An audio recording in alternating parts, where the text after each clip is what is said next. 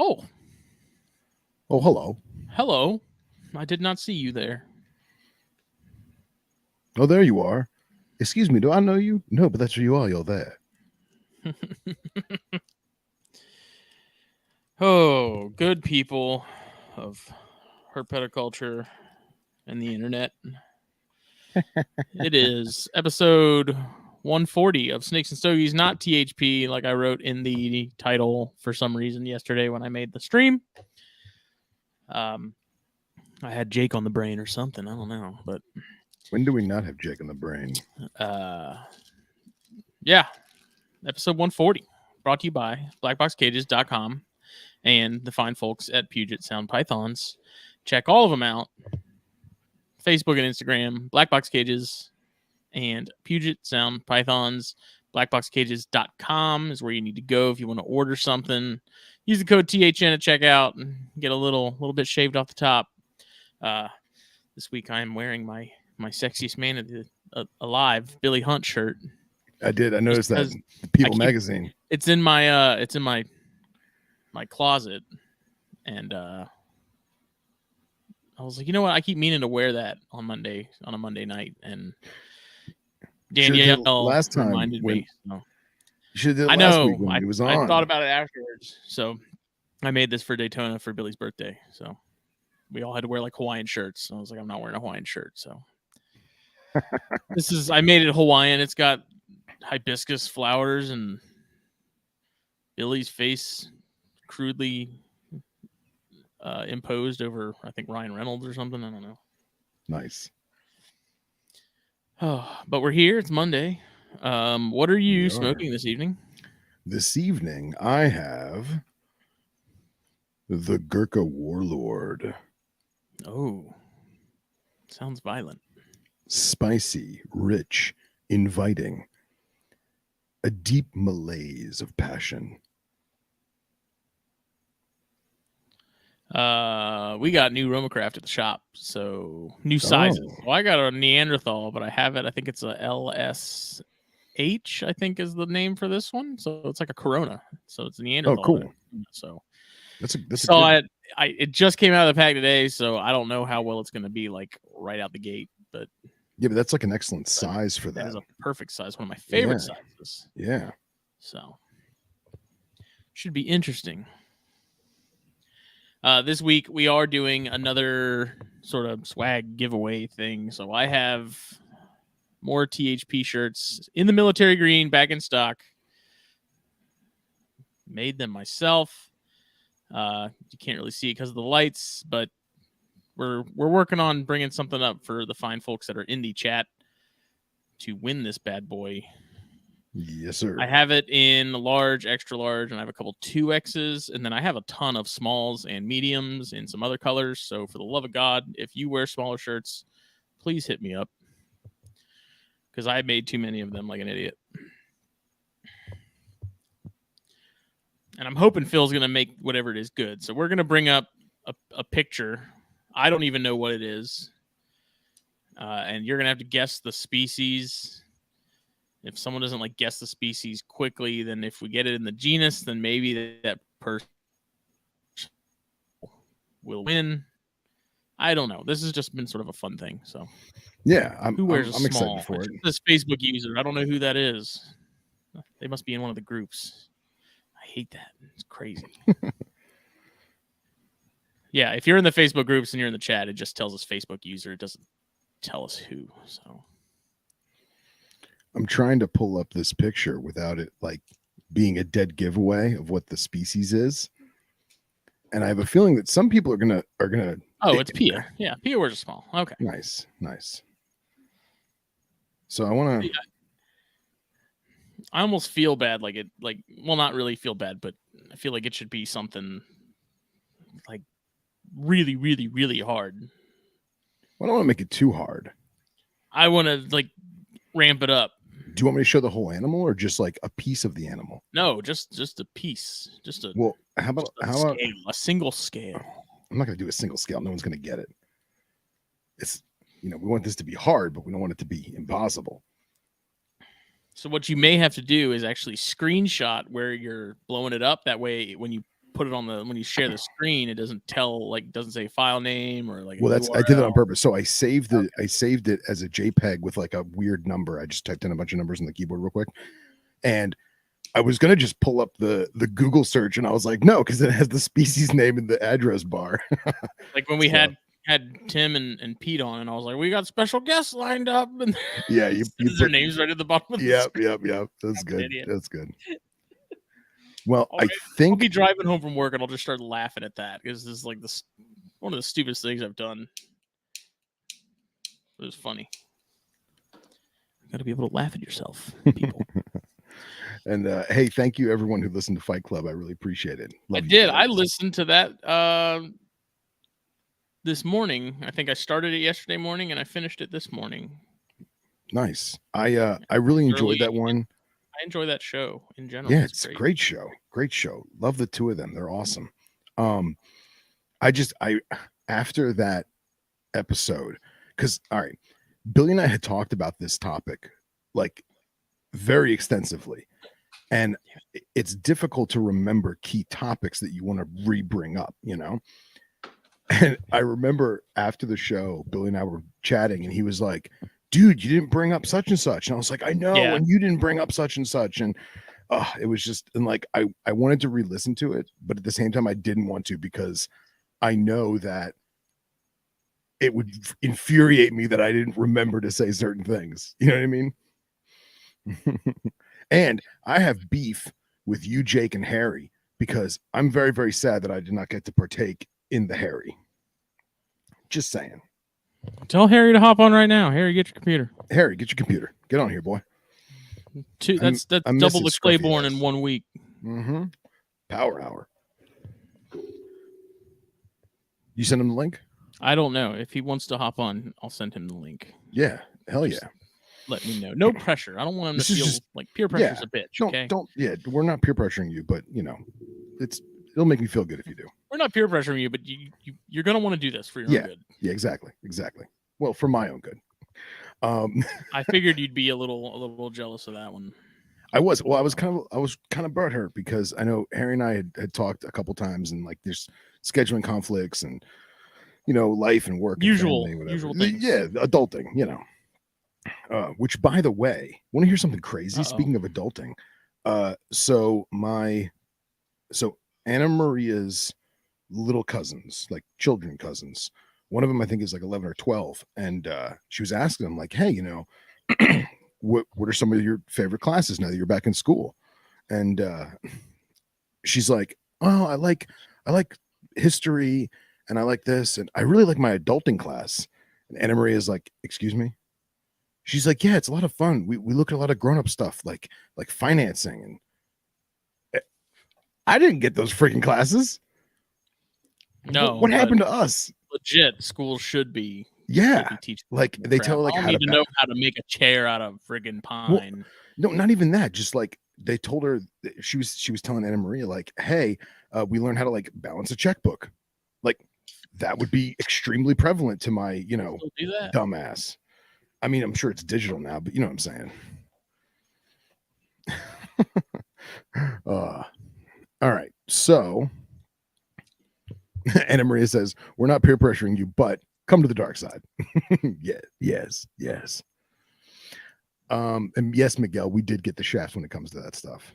So are we ready to do this? And we know how to do trigonometry. Thank God. Yeah. Oh yeah. Cause I retained that. Okay. Everyone's like, you won't have a calculator everywhere you go. It's like, really? How about a supercomputer? Even if they didn't have it on phones, I'd probably have one on because I am god awful at math. I mean, if we didn't have smartphones, I probably would too. At least like in my car, my briefcase. When it comes to math. Yeah, right. Because any of us are gonna have a fucking briefcase. All right, you ready to do this photo thing? I almost got a calculator watch at Walmart the other day. Oh God, they still sell them. That's hilariously horrible. Instead, I got a $10 watch. I got a $10 Walmart watch. I balled out. Nice. Okay, little stopwatch, everything, the whole deal. It's that George brand that they have. It's $10. Watch is a watch. Shoes are shoes. A car's a car. They all do the same thing. It won't let me. Is it because I have full screen on? Is that why? Fucking technology. All right, hold on a second. Let me fix this because I feel really, really dumb right now. Apple Watches. I don't see. I have a very hard time with the whole Apple Watch There it thing. is. Okay, because I already have my phone in my pocket. I don't. To me, to remove that like foot and a half of taking my phone out of my thing and just looking at my wrist, just Well, I had silly. But I have a coworker that has one, and I see her use it all the time. So I'm like, okay, it actually kind of makes sense. well, so like Anna Maria has one, and I'm envious of some of the things that she can do with the technology, you know, and just like all of a sudden she'll just look at her wrist and I'm like, what's going on? She says, oh, someone from work's trying to call me, and she could see who it is. And like, I didn't hear a ring or nothing, but she felt it, you know, or whatever. And that, like, that's amazing. Everything's linked together, right? Skynet's But, going live, dude. Yeah, I know. Don't even get me started. But I will say this. I always liked wearing a watch, like an actual watch. And it took me, I know this sounds stupid, but maybe it's because I'm dyslexic as hell, but it took me a really long time in my youth to learn an analog watch. It just, you know, trying to get it down pat, you know? So when I finally felt good about it, I was like, man, I'm gonna start wearing a watch.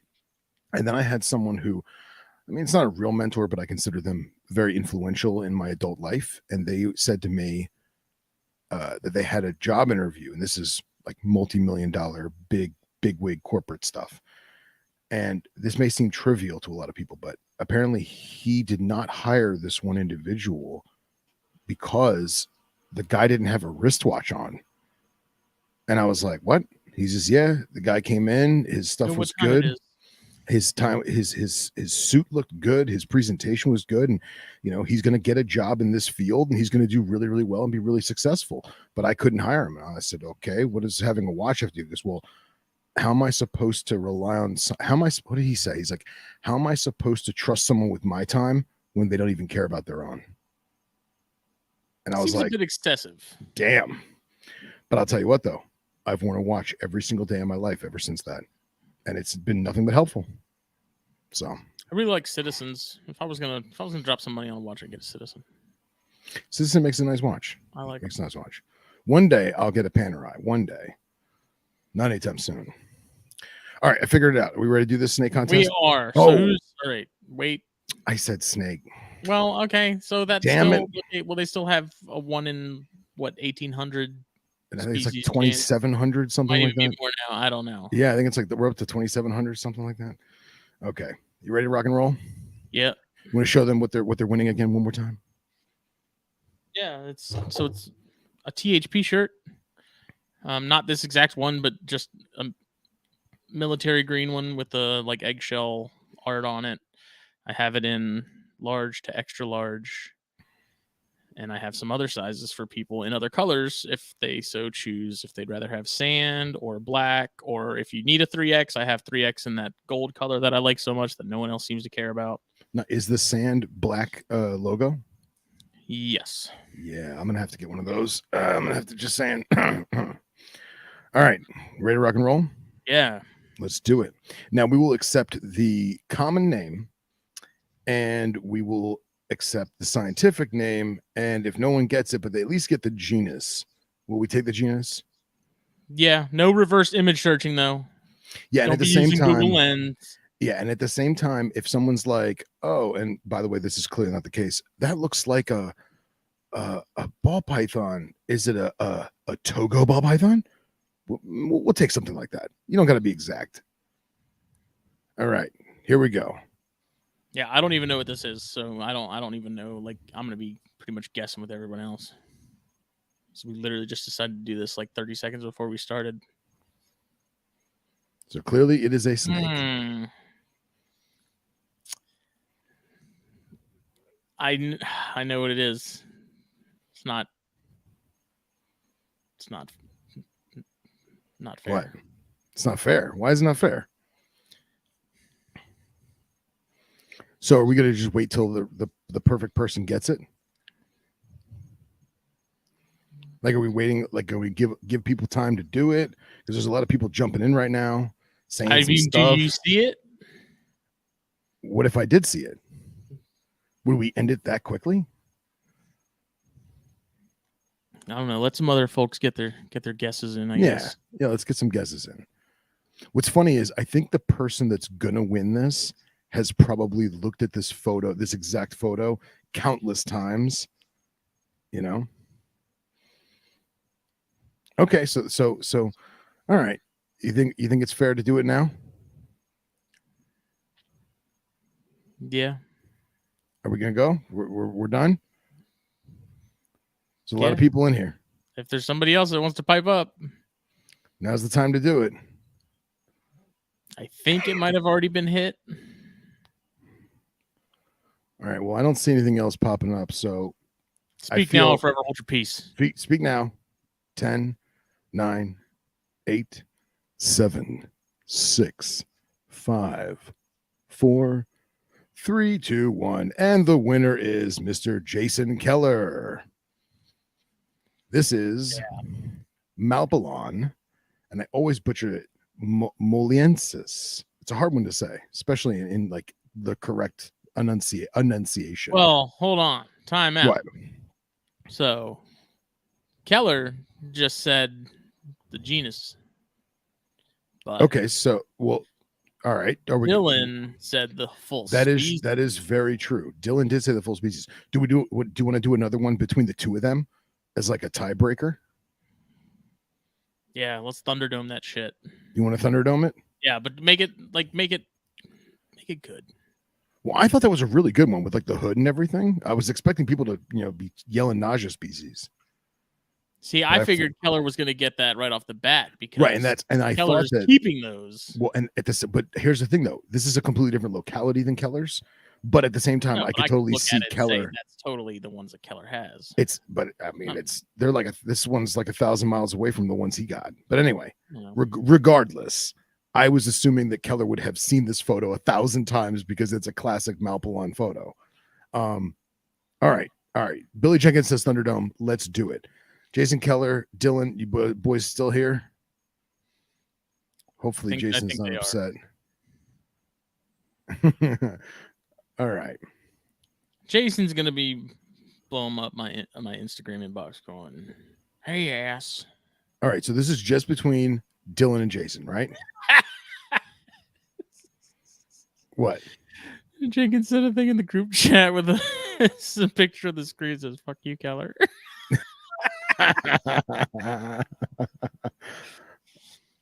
All right, I'm gonna stop this one. Stop screen. Hey, wait, should we have them like pick the continent? Yeah, let's do that. Let's do that. So Dylan and Jason, pick a continent. You have to agree on it, or we can flip a coin for it. They can pick one, and then we can flip a coin. I don't have a coin. I don't have a coin. No. Okay, well then we're not gonna flip a coin, but all right, we'll see. Can we give hints? No hints. Come on, girl. No hints. This isn't the Price is Right.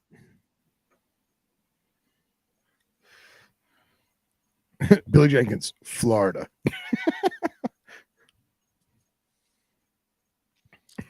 Just ash all over the carpet. Well, y'all choose. All right. North America it is then. North America it is. Let's do this. All right, bear with me because I can't quite remember the exact scientific name. Like I said, make it good. Don't be choosing like a corn snake or something obvious or copperhead. Can't type tonight, Jesus.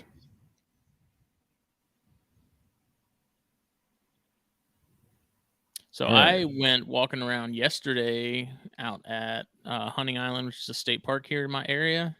Nice. Which is about a 5,000 acre island that has pretty much nothing, as a nice beach and a lighthouse, and it's got trails that go from like one end to the other.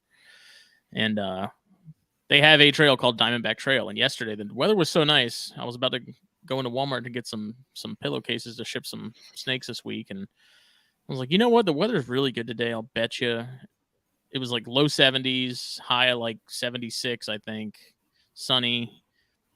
And I was like, I'll bet you if I went out, I have a pretty good shot at finding a Adamantius.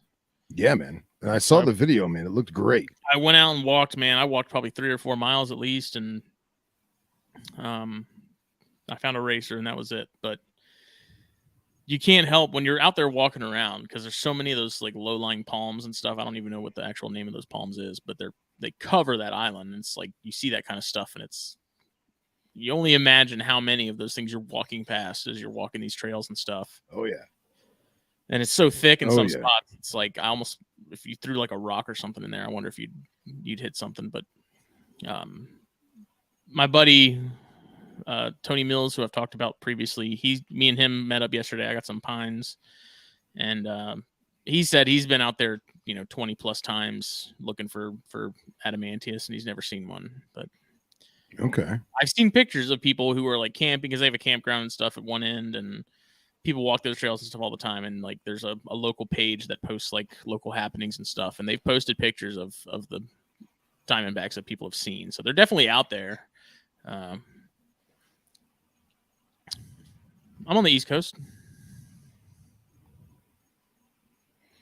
All right, we are ready. Let me just get this Right. up real quick. Keller, front center. All right, Dylan, get everybody ready. ready? Here we go. This one's way harder because there's so many species that look like it. All right, North America. This is it, boys and girls. And I zoomed out only because the photo when we zoomed in was really grainy. So I was like, all right, I can't do it that way. But here we go. 3, 2, 1. Dance. Fight. Let's get it on. Told you to pick something hard. That is incredibly hard. There's like 8 animals that look like that.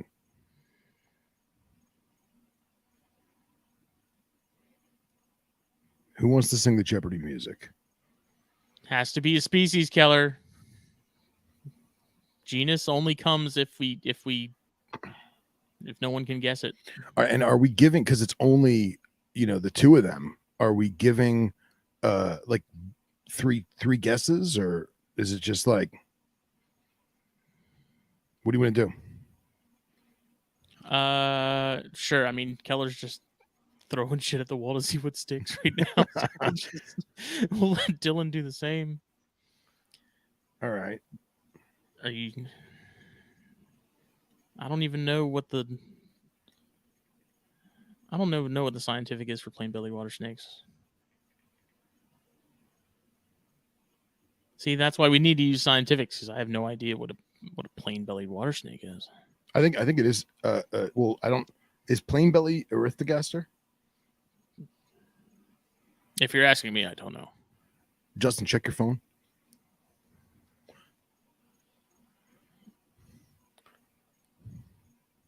So, all right.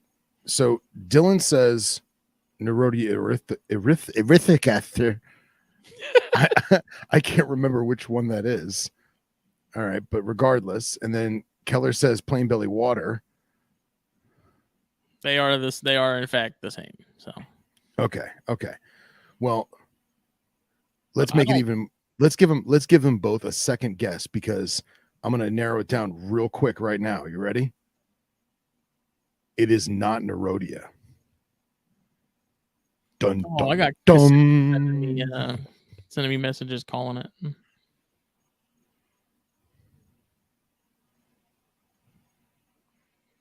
Dun dun dun dun dun dun dun. But both get shirts but send Keller the small. You can hang it on your wall, but that's it. All right, guys, come on. You want me to zoom out a little bit? Just a tad. Oh, wait. Well, I mean, Chris isn't in this,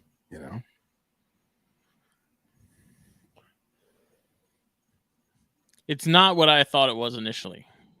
Okay. I will give you that. Justin, did you text me your guess? No. Okay. Did you get my text? I did. Okay, cool. Zoom out a tad, just like all whatever right, the next right. level is. Let me zoom out a tad. Oh no, I lost the box. Hold on. Oh God. I don't even know where it is. Hold on. Let me move these. I got like 400 tabs open. All right, here we go. All right. Zooming out a skosh. What could it be? That's not a skosh. That's a skosh. I'm not showing him the head. Was like 700 pixels ago. The people listening to this on their ride to work are going to be really annoyed. It's a ball python. There you go. Thanks, Ish.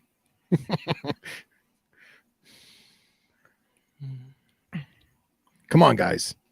Come on. You could tell they're both like Googling the crap out of it. Ooh. All right. Are those your final answers, gentlemen?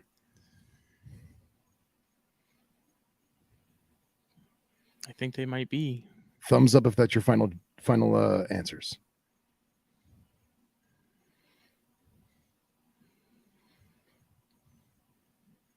I don't know that they can do that on their. They could put an emoji. I don't. Yeah, all right, so Dylan's in. Dylan's hit the button with Regina Grammy. Jason, are you in? They were furiously Googling. They were. Jason's in. All right. So this, ladies and gentlemen, is actually ready. Oh my God, just show it. Regina septativum, or I think I said that wrong. Regina septimvitata, which is the queen snake, the normal queen snake or southern queen snake. So technically, Dylan got the genus right, but because we love you both and you guys are great sports, tell them what they've won, Justin. They're both going to get a shirt. They're both going to get a shirt. Just because they both answered the first one right. So, well, yeah. We'll, yeah. So. Chris Sanchez, son of a bitch. So, yeah, I thought that was a pretty hard one. Yeah, I initially thought Nerodia, and then the more I thought about it, and then when Kasicki texted me saying Regina, I was like, okay, yeah, probably. Yeah, actually, I wanted to get this specific Regina because it looks so close to a crayfish snake, you know? I figured that would be like the little curveball. I'm going to do one next week, and it'll be just like a chondro. Just the chondro tail. You have to guess the locality based on the tail. Oh, that's rough. That's rough. Cool. Yeah, I mean, it's something we'll do each week, I think. You know, it's just been... Yeah, it's fun. Fun little thing. For anybody else that does want a shirt, please hit me up.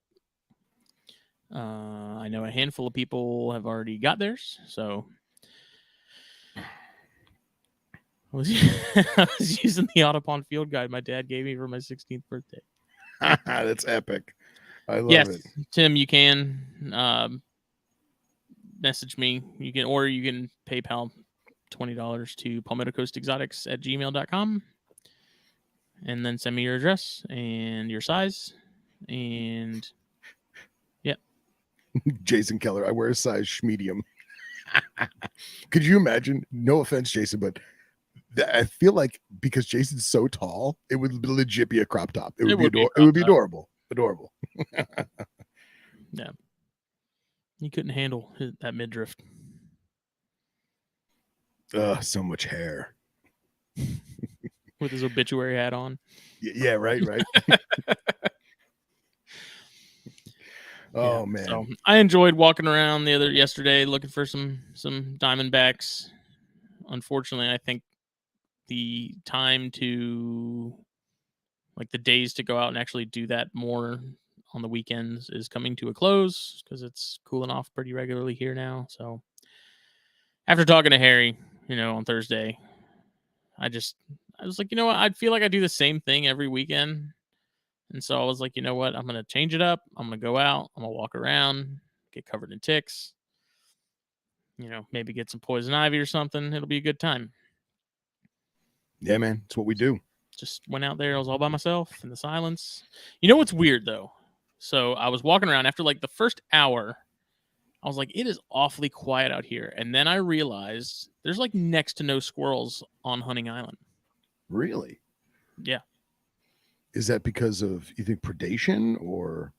No, I think it's because the island is like, there's a decent sized creek that separates. So there's like a little archipelago, right? So there's like, you leave Ladies Island, then you go on to St. Helena Island, then you go on to Harbor Island, then you're on Hunting Island, and then at the end of that is Fripp Island. And so I think there's too much space and too much water between like mainland or St. Helena, which is a huge island. It's gigantic. Yeah.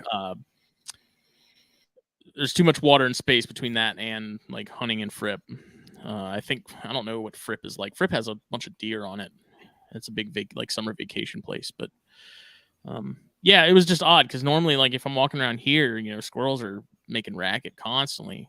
Yeah, You know, especially this time of year. Yeah, and I was like, man, it's awfully quiet out here. And I thought about it, and I was like, yeah, I've seen only like 2 squirrels while I was out there. Well, let me ask you this: I saw the video you posted, you walking on that one like ATV trail, but is it a lot of oak? Mm-hmm. Because I feel like down by me, a lot of live oak, a lot of pine. Yeah, if there's pine, you're not always going to have luck in terms of squirrels or fox squirrels. But dude, the oaks, man, the oak is where it's at. Especially when you have I don't want to say islands of palmetto scrub, but like you'll have palmetto heads that kind of have like little waterways in between them, and then they'll all border like a good cypress head with oak trees on the outside. And I feel like it'd be very similar by you. And dude, that's squirrel haven. Yeah, they're crawling all over everything everywhere else, but I just thought that was odd. I'd never noticed that. I mean, I used to work out at Hunting Island way back when. It was like 2011. Okay. I think I wasn't out there. It's a state job. It didn't pay great, and I was there for, I don't know, probably 6 months, and I noticed that there were people that were working there for like over a decade and they hadn't gotten a raise, and I was like, might have to find an exit strategy here. So that's tough. Yeah. So wow, I lost my thing. Miguel asked if there's still reptiles roaming around at this time of year by me. It is absolutely got stuff moving. And Miguel says he's going to be in West Palm Beach next week. So Miguel, if you don't call me and let me pick you up and take you into some pygmy rattlesnake country, I'm going to be very disappointed, my friend. Very disappointed. That was your invitation, in case you didn't catch that, bro. And Harry said, I feel like those islands are typically loaded with little rattlesnake candy-sized rabbits. Yeah, and yeah, I don't see, that's another weird thing. So when I lived in Virginia, because my dad was stationed up there were rabbits everywhere. And then you move down here, and if I see a rabbit running around, it's usually pretty rare. And I think it's because we have so many more birds of prey here in terms of the different species of hawks and owls and stuff like that. Oh, yeah. I don't see rabbits. And if I see rabbits, I see them for about a second and then they're gone. Yeah. So I don't know. The islands, I don't think necessarily have a lot of rabbits on them, if any at all, depending on which one you're on. They definitely do exist. And I think there's certain populations and areas where rabbits are definitely more prevalent, but yeah, I don't know. It's kind of weird. And like I said, Tony said he's gone out there, 20 plus times looking for Eastern Diamondbacks, and he's come up short. So yeah, I don't know, but they exist. So, dude, and it's never herpers that really find them. It's always somebody jogging or something, or birders. Do you guys get a lot of migratory birds by you or no? Because it's all so close to the coast. Okay. Yeah. We get a lot of like wood storks and nice. Dude, we used to get so many wood storks by me. We just don't anymore. There's like this little wetland area in town that's like made for migratory birds, and there's some species of stork or egret or something that sets up shop there for a period. I don't remember which kind though. But nice. Actually, Anna Maria saw her first pink spoonbill a couple weeks ago. Oh, cool. Yeah, we were out in the cane fields, and one of the paddocks had just gotten flooded out, and it's always tough to tell if it's a human controlled flood or if it's just from natural rain, because summer we get so much rain.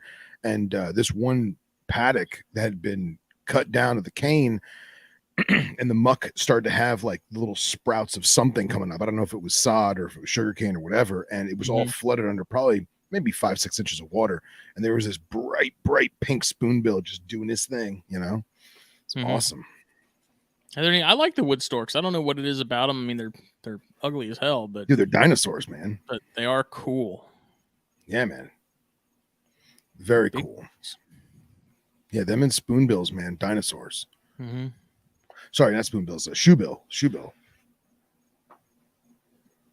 Can't imagine coming eye to eye with one of those things. Ugh. Yeah, no thanks. Yeah, I just want to see a diamondback, man. I know It's been a few years since I've seen one. It's odd. Like, I really want to do an adamantius episode with somebody. I don't know who. I want it to happen because that's a species that I really do love. I mean, it's, to me, that's one of my sort of top goals in herping, like in my lifetime, is to see a diamondback in the wild in my area. Like, not necessarily like, yeah, you can go to, Florida and probably find one without much work, but it's harder than you think, bro. I want to see one up here. Yeah. Dude, it would be great to see one from every state of their range. Mm-hmm. Like, that would be incredible, So, because I mean, like, I went into work this morning. I told my coworkers, I was like, yeah, I went out to Hunting Island yesterday and walked around, looked for some, diamondbacks. Of course, they were like, why? Yeah. I was like, to me, that's like seeing a tiger. Like, down here, you see gators, and that's one thing. Those are all over the place. But like an eastern diamondback is like the unicorn of the area, Yeah. And that's just, it's not until you see one that isn't behind glass, that isn't in a cup, like that is right in front of you, like ready to go, that you understand just how serious that snake is. Yeah, especially when it's like a big 6-footer. Oof. Thicker than your arm. Oh, it's a hell of an animal. I don't know. I can't describe it. There's like a regality. Dude, Harry said it. Harry said it. Snake gods. Yeah.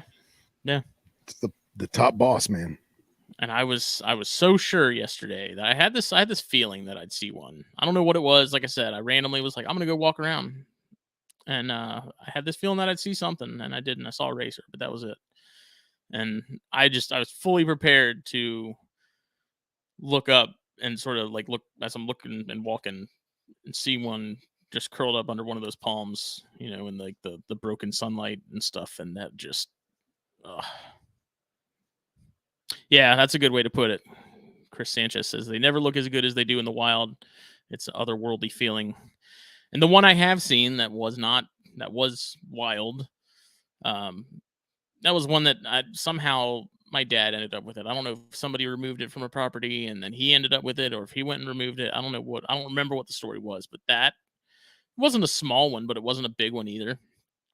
And that thing, man, it just, like, you could tell it was just ready. It was it's almost a species that seems fully aware of what it's capable of. It doesn't want to use it, but it knows that it can. Absolutely. Very well put. Especially since almost every diamondback that I've ever found, first of all, I've never been to one to actually spot one. I've always just been with people and be like, oh, yo, look at that. There's no sound until there is. Like, you're like on top of it. Yeah, literally be looking at it and it'll just be sitting there. It may S up, it may open itself up a little bit, but until you get to that certain point when it's like, okay, all right, you want to play? Boom, then it just turns on, man. Oh, incredible. And I find that interesting because you think about, that's what I've heard. Either, I don't know if it was Jake or somebody else that was talking about on Paris Island, which is the military, like the Marine recruiting depot. Yeah. They study diamondbacks out there. Oh, yeah. Like, religiously, because there's a lot of them. Like, there's a very, very healthy population out there. And so they do radio telemetry and stuff. And I think it was Jake who helped them one time. And he's like, you could hear it beeping and it kept getting faster and faster and faster. And you wouldn't see the snake. Like, it's not like you're literally within, a 20-foot radius and you don't see it. Like, you can get closer and closer and it doesn't pop out until you're practically standing on it. And, the not rattling thing is something that I wonder if it's something of our doing. Because you think about the generations of them getting killed by people, and the ones that laid low and didn't make a sound were the ones that survived, and that just kept getting passed on and passed on and passed on. And yeah, but I agree with it. Obviously, it's a proven fact. And like when we were in West Texas, we found that one Atrox that had some kind of issue with its tail. But I also think that it may not necessarily be because of the human interaction. It could just be like, do they see me? Is my camouflage working? You know what I mean? If I just kind of scoot to the side, I can slip into the palmetto and no one will be the wiser. I really feel like they know how loud and boisterous it is. So it's almost like we know the venom is the last resort, but I almost feel like they don't want to rattle because it's really going to give their position away. You know what I mean? Yeah. I have this video from my buddy found this, I think like last year, and forgive I don't know if you're gonna be able to hear the audio or not, but forgive the truck noise in the background. But hold on a second. I gotta get out of full screen. But like, this is from an hour and a half northwest of me. So Sean asked if cottonmouths and copperheads are hard to come by. Copperheads not so much. I really haven't seen any cottonmouths in my area except for that one wildlife management area that Jake likes to frequent. Yeah, dude, that is just.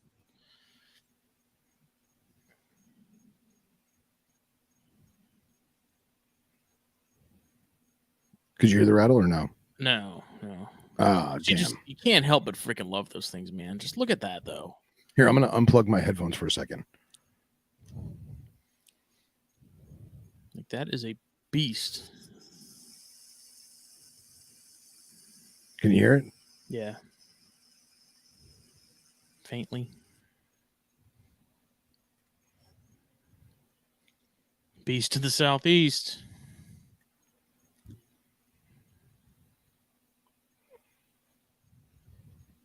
Yeah, Patrick said there was a theory in Southeast Georgia that the rattlers there don't rattle because the ones that rattle got killed, so humans have selected for ones that don't. Perhaps.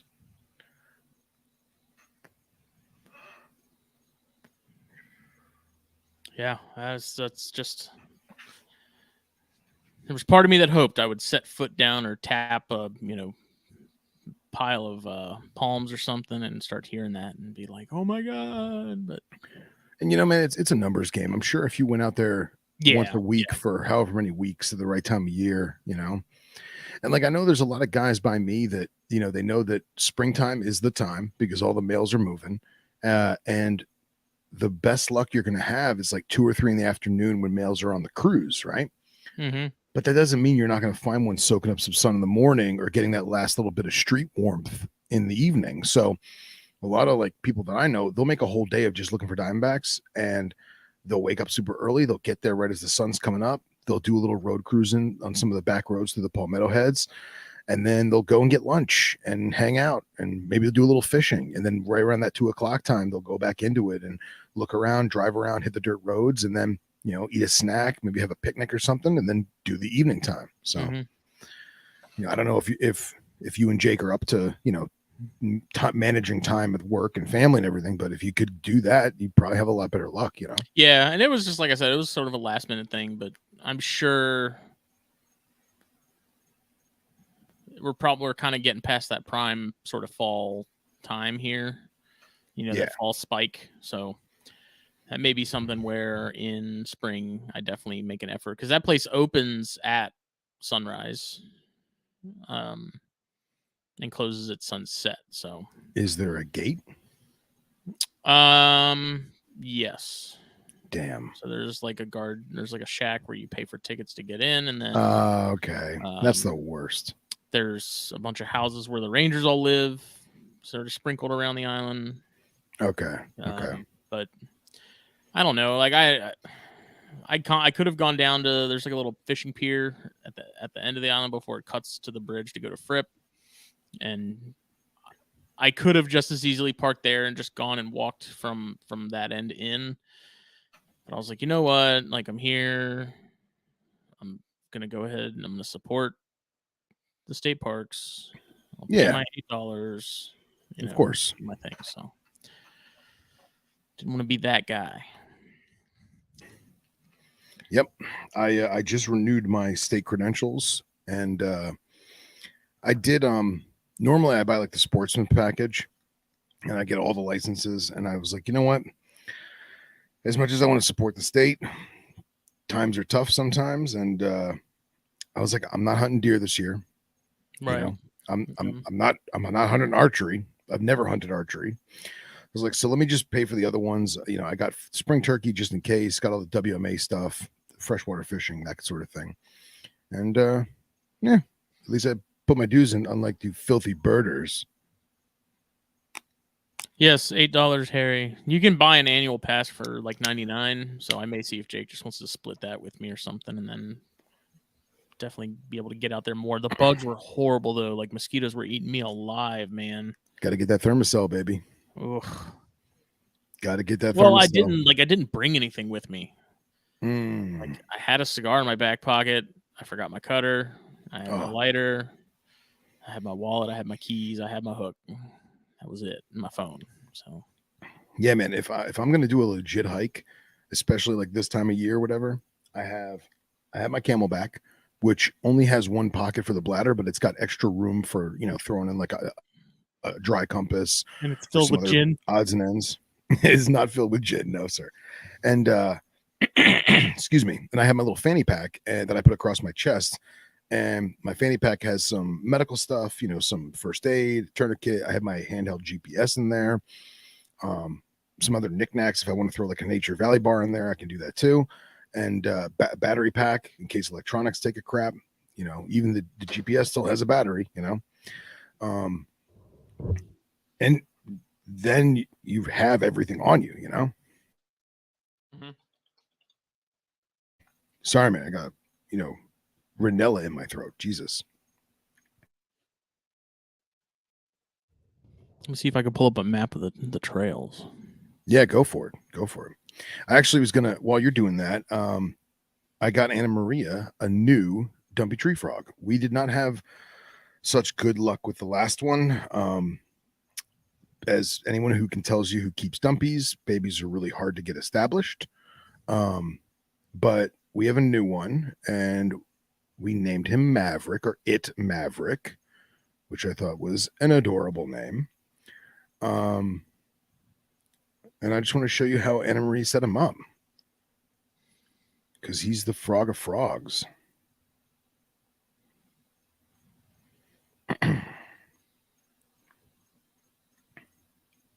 I mean, everyone, tell me how cute this little guy is. Look at this guy. This guy is the best. Look at this little blue bastard. How's the Neff doing? Neff's doing good. Eating? It's eating. Not in front of me, but it's eating. I mean, I have been checking every other day to make sure there's not like just dead crickets in there.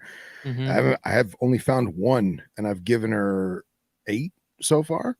So she's eating something. Yeah. But so that's Maverick in all of his squishy glory.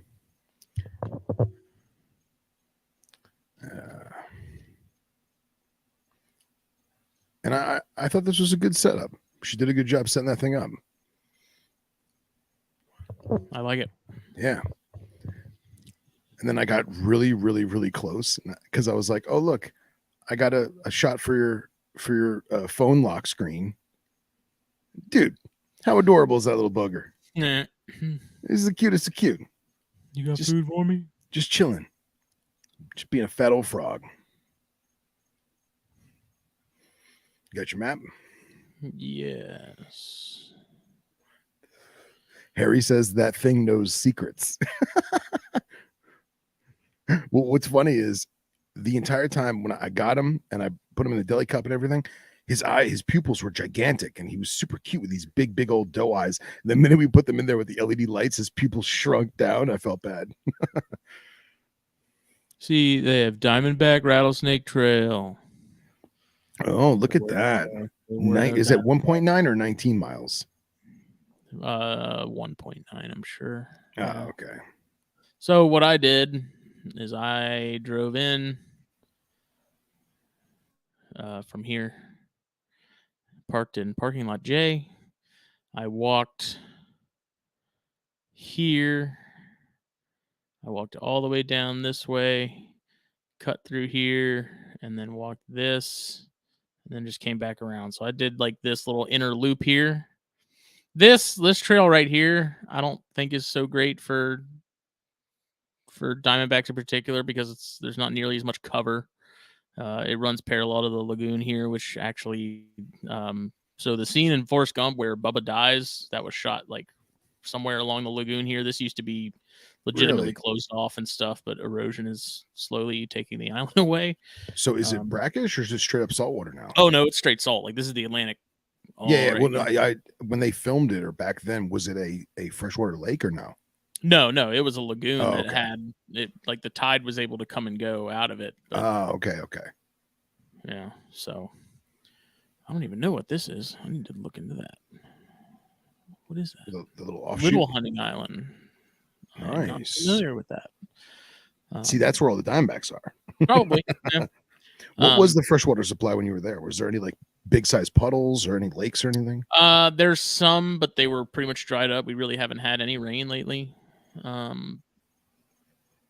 there's definitely a lot of low spots where water collects after some serious rain. So yeah, I figured. But I wanted to stick towards like the middle of this mostly, just because I feel like that's where fewer people are sort of walking around and hanging out. Yeah. But this runs directly parallel to the road, like the main drag, the main highway.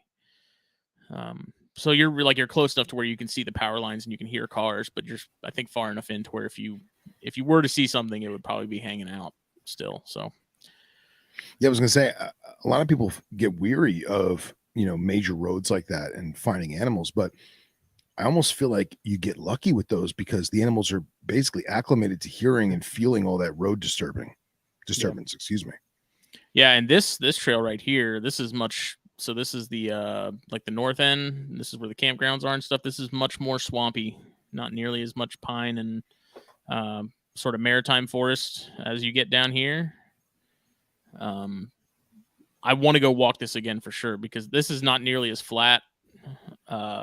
Most of the stuff on this side, minus Diamondback Trail, that one's got a little bit more going on, but everything else, as far as these go, is really flat, not hard to do at all. And then this down here is what gets crazy with these huge dips and hills and stuff like that. So I don't know, but nice. At some point I want to walk, like the whole thing. I mean, yeah, it's only 2 miles, I think I did that whole loop in like, I don't know, an hour and a half. I wasn't walking super fast. I was kind of trying to slow down purposefully and like look around and take your time. Flip some palms, like dead palms, because that's nature's 10. Oh yeah. And well, I don't know if they have any like pictures. I don't know. It's freaking gorgeous out there, though. Like, even if you don't find anything, it's still a pretty cool place to check out. Yeah, man, it looks great. Is it still open in winter or no? Oh yeah. Yeah, that's awesome. There's a lighthouse you can climb. That's like 1 million steps. It's horrible. This is. Man, look at that oak. Like the lagoon side of things. Dude, that is straight up Diamondback territory. Yeah. That's awesome. But this is like the whole place is just covered in palmetto. This. Yeah. Especially the south end of things.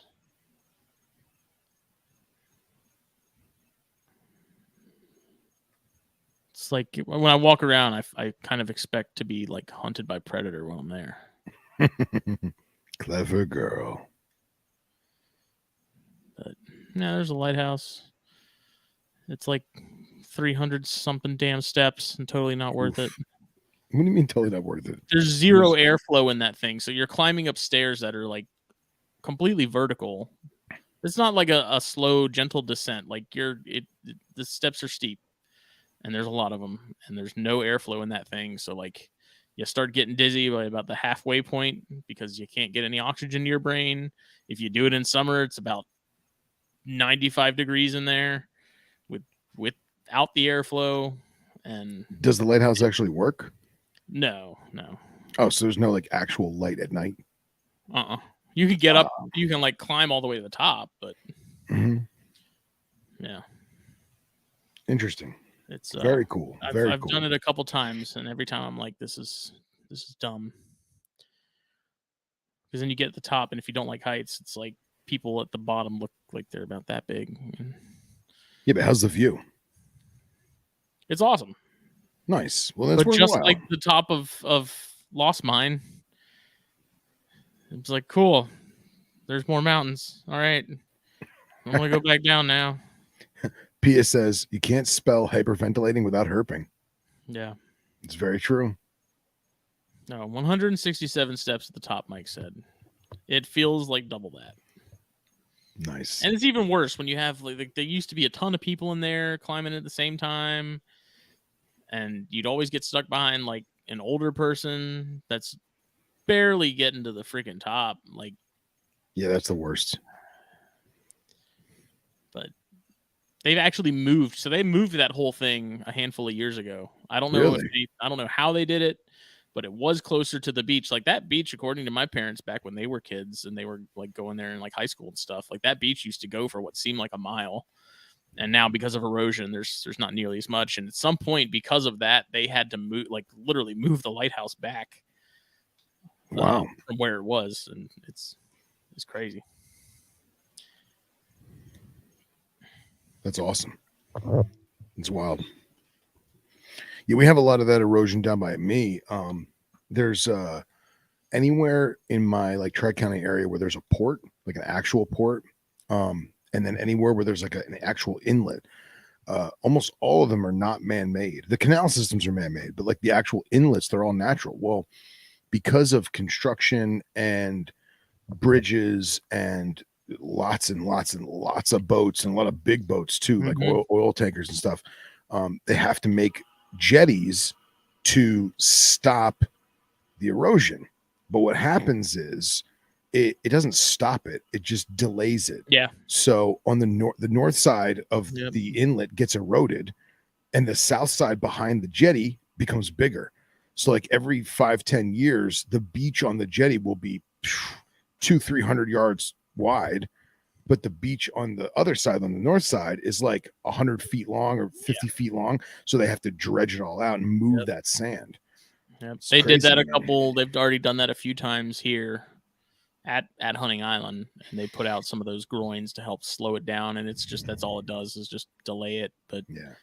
And there's not even any major construction that goes on over there. Like it's a state park, you know, it's like completely natural. It's just one of those things where it's like, it was going to happen, I think, one way, like eventually. Yeah. It's just nature. Yeah. There used to be these cabins that were on like stilts because they would be really close to the water. And there used to be, I think, like 6 or 7 of them. And now there are none. Because literally, like, because the beach eroded and stuff, you couldn't even access them anymore. And so they kind of just let them sort of disappear into oblivion. But it's wild. Like, people used to rent those out. Like, every year, people would rent them out. And now, you know, within the last, like, decade, the last one finally went. Wow. Yeah, it's funny. My city that I live in, Boca Raton, you know, everyone says, oh, go down to Boca. Well, the name Boca Raton, mouth of the rat, right? That comes from colonial Spain. When the guys came over on boats, there was an inlet that from the top of the crow's nest looked like the shape of a rat's head. And they called it Boca Raton. And by the time that the city of Boca Raton had been settled in, it wasn't a city, it was just like a settlement, that rat mouth inlet or rat mouth, you know, erosion area was gone. Mhm. And it was actually the real inlet or the real erosion area was actually down by South Beach, down in Miami. Oh, And wow. I'm like 30, 40 minutes via car Mhm. north, right? So when they landed, they were like, "Oh, this has got to be it. This has got to be it." Well, it's not. You're 20 miles or 30 miles north of where it's supposed to be, but the name stuck. So everyone's like, "Oh, where is the rat's mouth?" Well, there is no rat's mouth. There never was a rat's mouth, because it's 30 miles south and doesn't exist anymore because of, evolution of our world. So I always think that story But is the cool. name stuck. Yeah. The name stuck. Yeah. Yeah. So, Hmm. so how's your critters doing? Everyone's good. Jake helped me probe that corn I got, that Craigslist corn that is a Cool. male. So All right. I've come to find that probing is much easier if you have someone else to help you hold the damn snake while you probe it. Always. So Jake helped me with that. My probing skills, I think, are pretty solid now. I'm very confident in my probing abilities. Good. And Excellent. I told Jake, because Jake was like, "Man, I want to, but I'm scared I'm gonna fuck something up." And I'm like, "Dude, the only way you learn how to do it is to do it, and obviously Yeah. be as gentle as possible. It's really not that difficult, Right. Right. But it's a boy, and then I think I mentioned that I finally probed the southern pine Okay. that I thought was a female, also a boy. And then I got another male southern pine yesterday. So I got one for me, and then Jake got one too. So I have Nice. two male southern pines. It's better than no. I enjoy them. Like the one I got a while back, like the first one, it's a really chill snake. Like it never gets huffy and puffy. Like always eats. Nice. Very curious. These babies, I haven't really messed with them much. I held them for a little bit yesterday, and then took a reel and a picture and put them back. And I don't know how they are now. Like now that they've had time to relax, but I don't know. It seems like those kind of can go either way because Tony mentioned that he has some that are just like they're out for blood, and then I have mine which I can like reach in and grab, no problem. And Jake has his angry Western stuff, and I don't know. It's a cool snake. It's a cool species. I'm just enjoying them. Yeah. I really have no desire to go deep into Pituophis.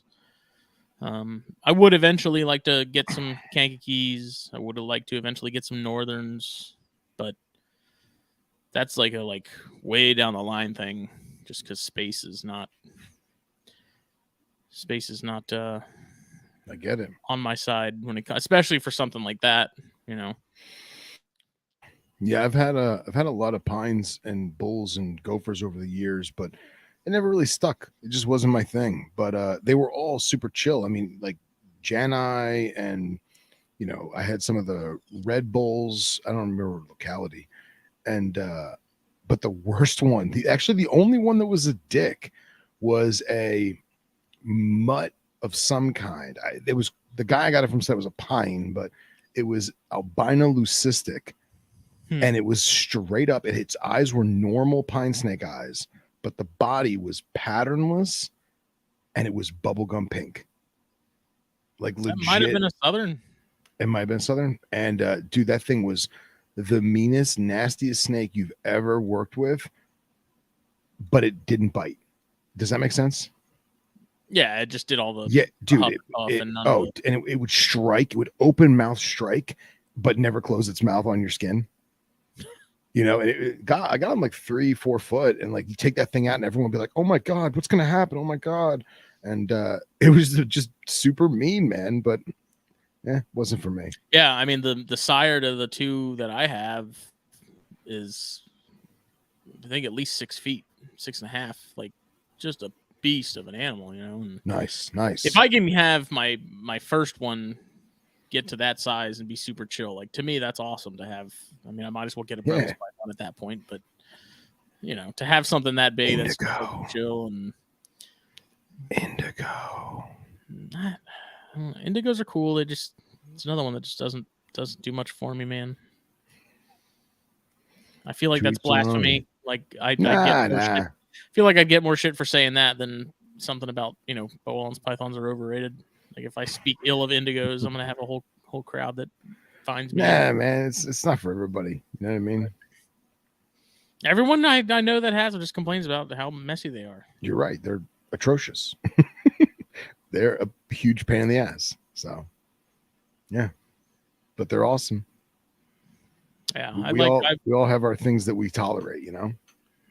I love the Northerns. Jake got some from Chris not that long ago, and Chris and Jake was like, "You want one?" And I was like, "Yeah." And he was like, "Oh, you can buy it from me." And I was like, "What?" Or he was like saying I could hold on to it for him or keep it for him. And I'm like, "Why the fuck would I want to do that? Take care of it for you just so you could take it back whenever you want? Like, what?" Yeah. But I do love Northerns. And It's I hard like my not to, Janai. man. Like I have my little lone male Janai. That seems like a species that you kind of don't appreciate until it starts to really color up. But at the same time, Jake said that mine is really pale in comparison to Yeah, his. I think yours is very pale. That's why I feel bad. I feel like it's almost wasted on me because I'm like, I like Janai, like they are really cool, they are really pretty, but I'm like, the one I have is cool. I just like without context. Yeah, but it's still got some growing to do. You know, that thing could completely change. So, yeah. I have a soft spot for Floridas. I've never found one, and I have a soft spot for Louisianas. I do like the southern stuff. I think the southern stuff in general is probably my favorite, and then next to that's the Janai, man, dude. That's like you can't beat that. Seeing all the Kentuckys that we saw at Daytona, I like the look of those. That sort of yellowy hayish color, sort of overtone. I like that a lot. Yeah. Kankakees. There was someone selling Kankakees at Daytona for a really good price. I think it was a wholesaler. I don't know. They had a ton of them, but that was very tempting. But without knowing, and I feel like if you're gonna they are, you're gonna do that, you got to get Chris's stock. Oh yeah, you know what I mean. Like that's just a given. So that's really the only Pituophis that I remember when Jake was talking about him and I looked him up. I was like, oh, okay. Like those got to happen. Yeah, I think if I didn't have Dramark on, I would probably do the Janai again and definitely do Louisianas. You know, I can keep a single Florida by me, but I don't know, man. I just want to see one in the wild. That's all. You know, I've only seen one, and it was crossing the road in my parents' neighborhood here on the island, and this was like 2006, so this was a long time. It's the only pit I've ever seen.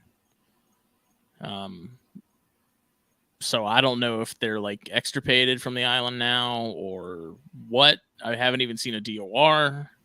I've seen no signs of Pituophis other than that single one. So yeah, I don't know, but that is something me and Jake were talking about though. Was like, you really, I don't know. I also don't have a great pulse on sort of the Pituophis circle and who's breeding what, but it doesn't seem like there's a ton of people doing much for Southerns. There's not, man. There's not. I know there's a couple guys in Florida that have they have their one male per se, and they'll breed a Florida and they'll breed that to other non-Florida Southern morph stuff to do hybrids, and because that's the way you could sell in Florida. But there's not a lot of them, and they're strictly colubrid guys. You know, that's all they do. And I mean, I guess I kind of get it because in terms of in like the realm of Pituophis, Southerns for the most part aren't terribly flashy. Yeah, like they don't have a whole lot going for them in the looks department. I think they're still naturally pretty in their own right. And dude, the contrast, man, the light and dark contrast is what gets at me, especially when you get some like the lilac and lavender up in there. Like Jake's albinos, that albino pair he has, like those are killer. Yeah. I'm not a morph guy, man, but those things are killer. That male especially, because he's like that deep, almost like a lipstick red on the saddle. Yeah. And that's the one that has that really bold white. Yeah. Stark white. Yep. The female is much more of a tannish color with like some more pinkish brownish colors, but they're both nice. I think he's gonna try and pair them next year. I don't know if he decided yet or not if he's gonna go for it, but when I was up for your wedding, he didn't have that pair. He had one because I remember him pulling one out. That was the forks. That was his forks. Yeah, that thing was cool. I like that one. Yeah, and he, last time we were at the Columbia show, he bought a little. It wasn't even. I think it was just labeled as a bull snake. And he brought it home and he's raised it up and like he showed me that and I was like, which one is that? And he's like, dude, that's that little random one I bought at Columbia. Nice. Look at the killer looking pit. I don't know what browns and tans, like black saddles on the first like half. Really dark, like high contrast markings on the head and the face, and like black raccoon mask. Yeah, like really cool looking. Dude, it was almost to the point where it's one of my favorites of what he has. And he's like, I don't have any idea what it is. I'll never breed it, but it's just a nice snake and it's chill, So yeah, it's cool, man. Very cool, dude. Just a big keeled snake. It's chilling. Yeah. It's awesome. Like Gillen makes a good point. He says, seems like people are doing Southerns, but mostly because of the morphs, albino, patternless, and Lucy's. So yeah.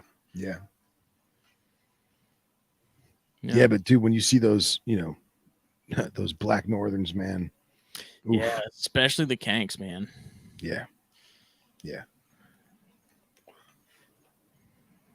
It's tough when you have no space for all these things. You're preaching the choir, brother. Got to figure out I got to do like an overhaul in terms of caging and stuff.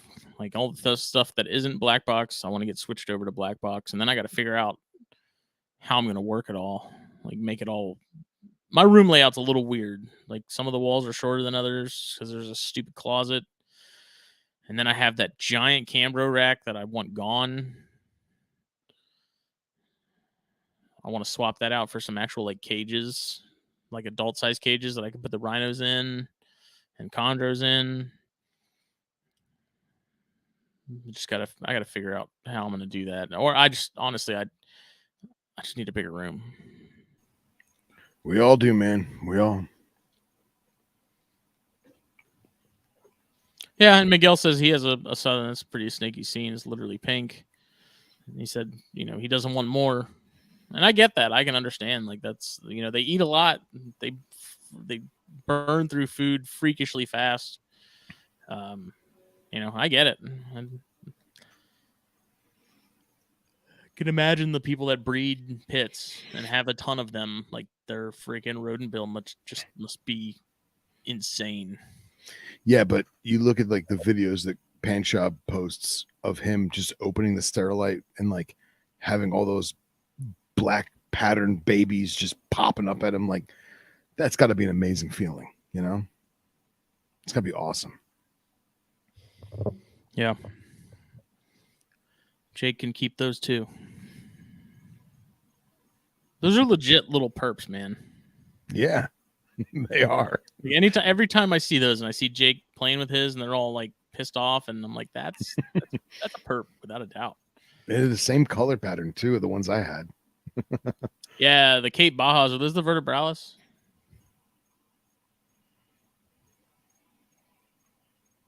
Those are really nice.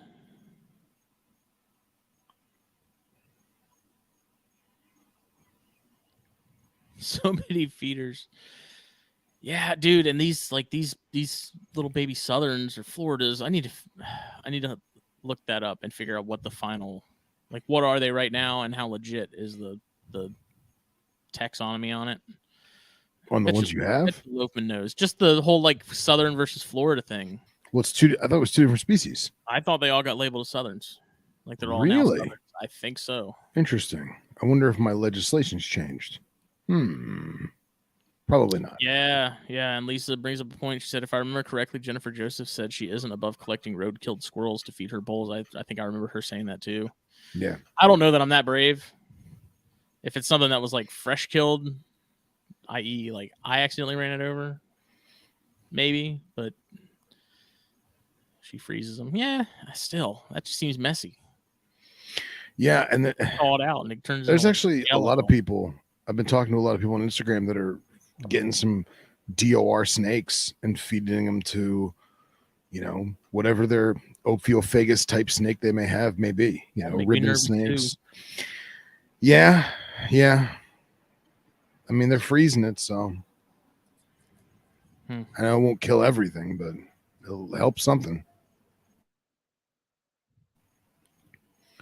I Well, don't know her, but she was on Colubrid and Colubroid Radio a couple months back.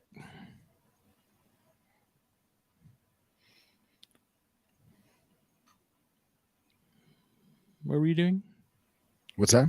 What were you doing? I'm trying to pull up pictures and sorry, I'm doing a horrible job multitasking. I got to observe a very unique observation that I've never seen. I mean, granted, I haven't been keeping this genus a very long time, but for those of you who are unaware, I recently got a bunch of stiletto snakes, and I got one. Oh yeah, what's up with the what's on the front? Well, there, they're not eating shit, so rodents are out. Yeah, that's rodents are out. They don't even try to kill them. They literally just like are afraid of them. I have a video I was going to show of them of one being afraid of rodents.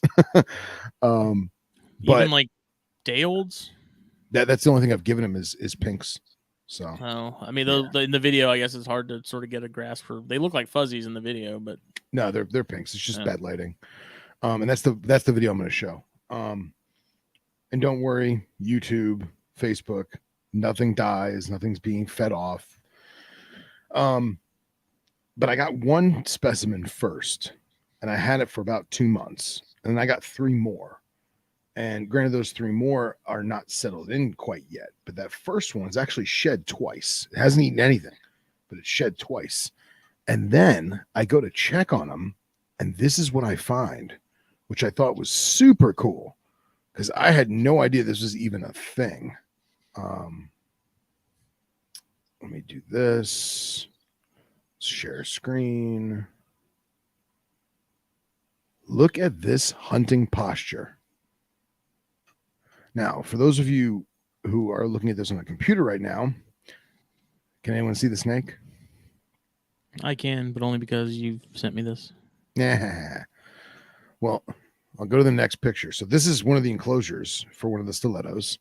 And I've got some oak leaves in there, a nice piece of cork flat, and then a mixture of different kinds of soil and sand that I just kind of threw together, and a nice water dish that I put into the substrate. Well, right around here is actually the snake's head and tail, which I thought was super cool. Saying, and this is, and pet me. Yeah, this is clearly a hunting posture. Now, let me rephrase that. It's not clearly a hunting posture. I'm anthropomorphizing it and saying that it's a hunting posture. But I feel like if the animal was hiding for self-preservation, I don't think that it would hide like this. I feel like it would go underneath the leaf litter or underneath the cork bark itself or bury itself completely under the dirt, not use the tip of its tail and its head at the surface. I feel like it's waiting for something to walk by. I feel like it's waiting for a skink or something, and maybe it's waiting to feel the vibrations under the surface. I don't know. But I've never seen this before. And I've kept a handful over the years, but this is my first time really focusing on them. And I'm enamored. I mean, I know it's stupid. It's just a snake sticking his face out of the dirt, but there's just so many questions I have, and hopefully they get answered. So, but I had never seen that posturing before, ever. So it's been, we're right around almost 4 months now with this one animal. And I'm wondering if it just takes that long for it to get comfortable, Yeah. Scent it up. Yeah, I think that was sort of one of the things we were sort of spitballing back and forth on was, do they just take longer than other snakes to get established? And, are they just that shy to where they maybe if you leave them in a darkened, cover up their boxes or something for 2 weeks at a time and see if that has any effect on them. If they keep it dark as hell for a while and leave food in that way and see if that makes a difference. Yeah. And when we had that hurricane come through, I made sure I sprayed them really well. And we got a bunch of rain following that. And I made sure I kept spraying them to kind of simulate what was outside, inside. And the tubs that they're in, the tops are opaque and the sides are fairly clear. And there's a window in that room that lets natural sunlight in, so that like I wanted them to get a photo cycle and kind of, because they're wild caught. Who knows what they were living in Africa. So I'm trying to replicate it the best I can with the meager amount of information that I have on these exact specimens. Now, this next video is of the largest one I have, which is, I believe it to be a female. And nope, that's a tree frog. Hold on. Let's go this way. That's a woma. That's nothing. All right, let's try this again. Where the hell is that video? Here it is. All right. How's the woman doing? Woma's doing great. Woma went off feed and didn't look like it was in shed. And I was like, all right, didn't want to eat. And then I noticed that she started to get some peel on her face, which is actually why I put the photos up for that. I was going to talk about that later. And then, dude, she had a horrible shed, like a really, really bad shed. And I messaged Lucas to kind of pick his brain.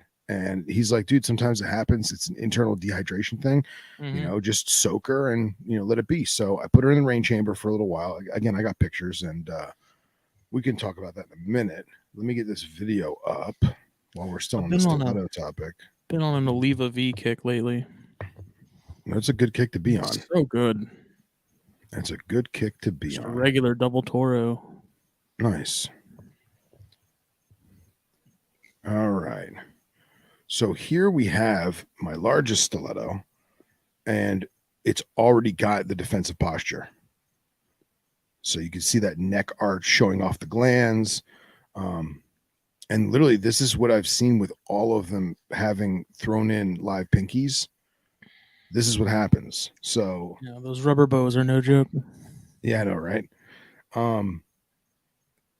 Every time the pinky really touches the snake just gets more stressed. Mm-hmm. And you'll see the one pinky's going to climb underneath. You see the snake kind of twitch a little bit. Yeah. And what's interesting is you can tell the snake is not afraid per se. Yeah, just not into it. Yeah, it's just like it's almost like it's just annoyanced, And I think that it may have been doing the neck arching because of me standing there, not because of the pinkies. But I left those pinkies in overnight, and in the morning I had 3 dirty pinkies. So the Gila monster got a nice little treat that day. I really think the bedding thing might help. Yeah. I just have a hunch, man, because you think about it. They're in these burrows where mom has got all this nesting material and all kinds of other stuff, and it smells like her. I think that smell of a nest, I just have a strong hunch. I don't know what it is exactly. I just think for some reason that seems like it would work well. But talking to spider sense is tingling. Yeah, talking to Bill Bradley and Dr. Wyman, my fossorial brethren, we came up with a bunch of different strategies, some of which you find folks in the group chat have mentioned, some of which Smitty's mentioned. Basically, what I'm going to try to do is I'm going to first go to Reptilinks, and I'm going to try and get some lizard and frog Reptilinks, and very nice. Try to go that route, because Dr. Wyman said he's actually had a lot of success with some fossorial stuff eating those Reptilinks. He's said it was basically 50-50 with the kukris. So, and it's a very, very similar fossorial type animal. What is Calibars? Well, yeah, he's using with the Calibars. I know he's done that. And then Bill Bradley was actually talking about doing some tubing buried in the dirt and then putting the pinkies at the bottom of the tube. And I'm going to do that, but I want to wait a little bit, because that one stiletto that was sticking his head out of the dirt, I didn't notice that snake exploring until about the 1 month mark. Yeah. So I think it just takes time for them to settle. So once I see all of them traversing at night, I'm going to do the tube thing and see if that works. Just throw like a pinky in there, see if that works. But I really want to go to the Reptile thing and try that because it's going to be real hard. I don't think that I can tweezer or tongue feed a scented prey item. I think it's got, for now, I think it's got to be alive. You know, I think my best bet with the tongue feeding is going to be Reptile simply because of scent. I don't know. I think going to sort of their natural history and how they operate and stuff, I just think that scent of like an adult rodent that is nesting, maybe even in a tube, like you were saying, I that just seems more up their alley because I feel that I would think that that's a scent that they would pick up on and say, okay, there's food nearby. Yeah, and you know, reading the Stiletto book, you know, it covers a lot of the stomach contents of wet specimens, and a lot of them are just lizard eaters because that's what's there. You know, it's very little rodents, and it's only the Bibroni clade that really does a lot of rodent because they're big. You know, they're big and there's rodents available. You know, some of the smaller stuff or some of the more arid species, there's no rodents available. It's too hot and dry. What species of lizard they were finding in them? It just says like small or something. No, it's skinks. It's almost all skinks. Oh, okay. Yeah. So, which sucks because there's certain ones like now I can't remember the species name, but there's I think 2 out of West Africa that are found in several different localities in different countries, and they only eat the endemic skink of that area. But the question is, are they selective in that regard where they only are seeking out that one particular species of skink, or is it because that's the only skink that's there? Right, that's all they got. Yeah, that's all they have to offer. So catch some Cincella and try them, little ground skinks. Dude, I was telling Bill this. It's hard to find them, man. I haven't found one in a very long time, and it's almost cheaper to import African blue-tail skinks than it is to find Florida native skinks. In terms of like paying a kid to go find them. So, but we'll do it. We'll try it. Henry's saying I should give him blind snakes. I don't know, man. I feel like ringnecks would probably be better. Do they even eat other snakes? Oh yeah. Really? Yeah, it's got to be way smaller than them. Yep. Blind snake doesn't seem like it'd be much of a meal. Yeah, but I mean, when you're that small, you know, everything's a meal. You know, I don't know. I got more homework to do, but I'm optimistic. And it does make me feel good that, you know, Nate was saying that they have a very slow metabolism. And let's be real, I've had this one for going on 4 months now, with 3.5 months now, and it hasn't lost a speck of weight. Yeah, so I think you're fine there. I don't think there's any rush to get it figured out. You know, I think if anything, probably the more time, the better, like we were saying before. Yeah. And I really do. I leave them the hell alone. I never interact with them. And realistically, once a week is a definite, maybe twice a week if I get really nosy. But like shy of me coming over to the tub and like looking in there and like not seeing one slithering around, I just leave them be. So time will tell. Daryl asked, any chance baby start out eating insects? Yeah, there's no research on these animals at all. I mean, there's no information on them out there. There's nothing. Yeah, it's very very limited. Like, we don't know. Yeah. Meanwhile, this is the best part. So I don't know if you guys remember, but in the book, in the beginning of the species profiles, which is very in depth, it gives scale counts and all that stuff, and traits of each species. There's actually a sentence that says, if you want to know more about, and I'm paraphrasing, obviously, if you want to know more about how to identify them with the naked eye, please see this paper, right? The paper is as much as the book. Okay. And the paper's only like 14 pages long, which is crazy. Well, Scott was awesome enough to find me the paper. So he emailed me the paper. I can't understand it. I get it. I get what I'm looking at, but I can't decipher it. You know what I mean? It's like a mouthful of sand. It's so dry. It's not dry. It's actually compelling. I really feel like I'm not. I feel like I don't want to say I'm not educated enough to read it. I'm obviously educated enough to read it. I'm not. I don't know the. There's a lot of jargon. It's not jargon. It's, how do I phrase this? No one's taught me how to understand what I'm reading. Does that make sense? And I feel like I need to look up what some of these tests are, what some of these. If only we had like 5 doctor friends that we could ask. Yeah, I feel bad asking that shit. I'm not in college. I'm not their student. You know, nobody wants to work for free.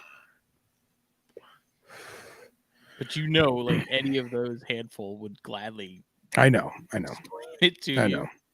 And the other part too is like I took pictures of their bellies in deli cups so I could do like scale counts of like, you know, subcaudal and cloacal and stuff. Dude, it's not helpful at all.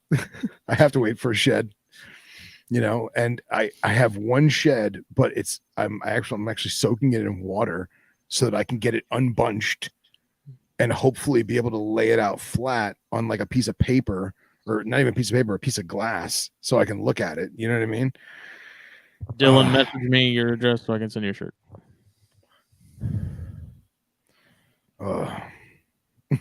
Lisa says, "Oh my God, thank you for saying that. I have the worst time with scientific papers.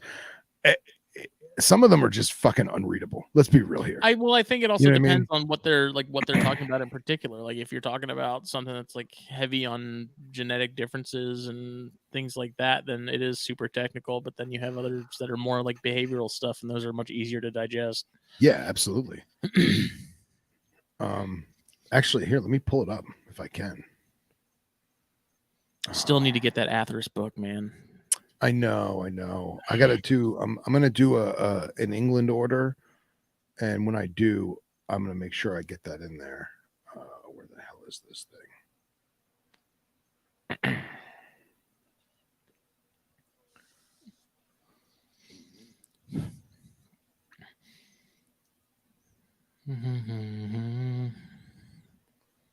This is not it. What the hell?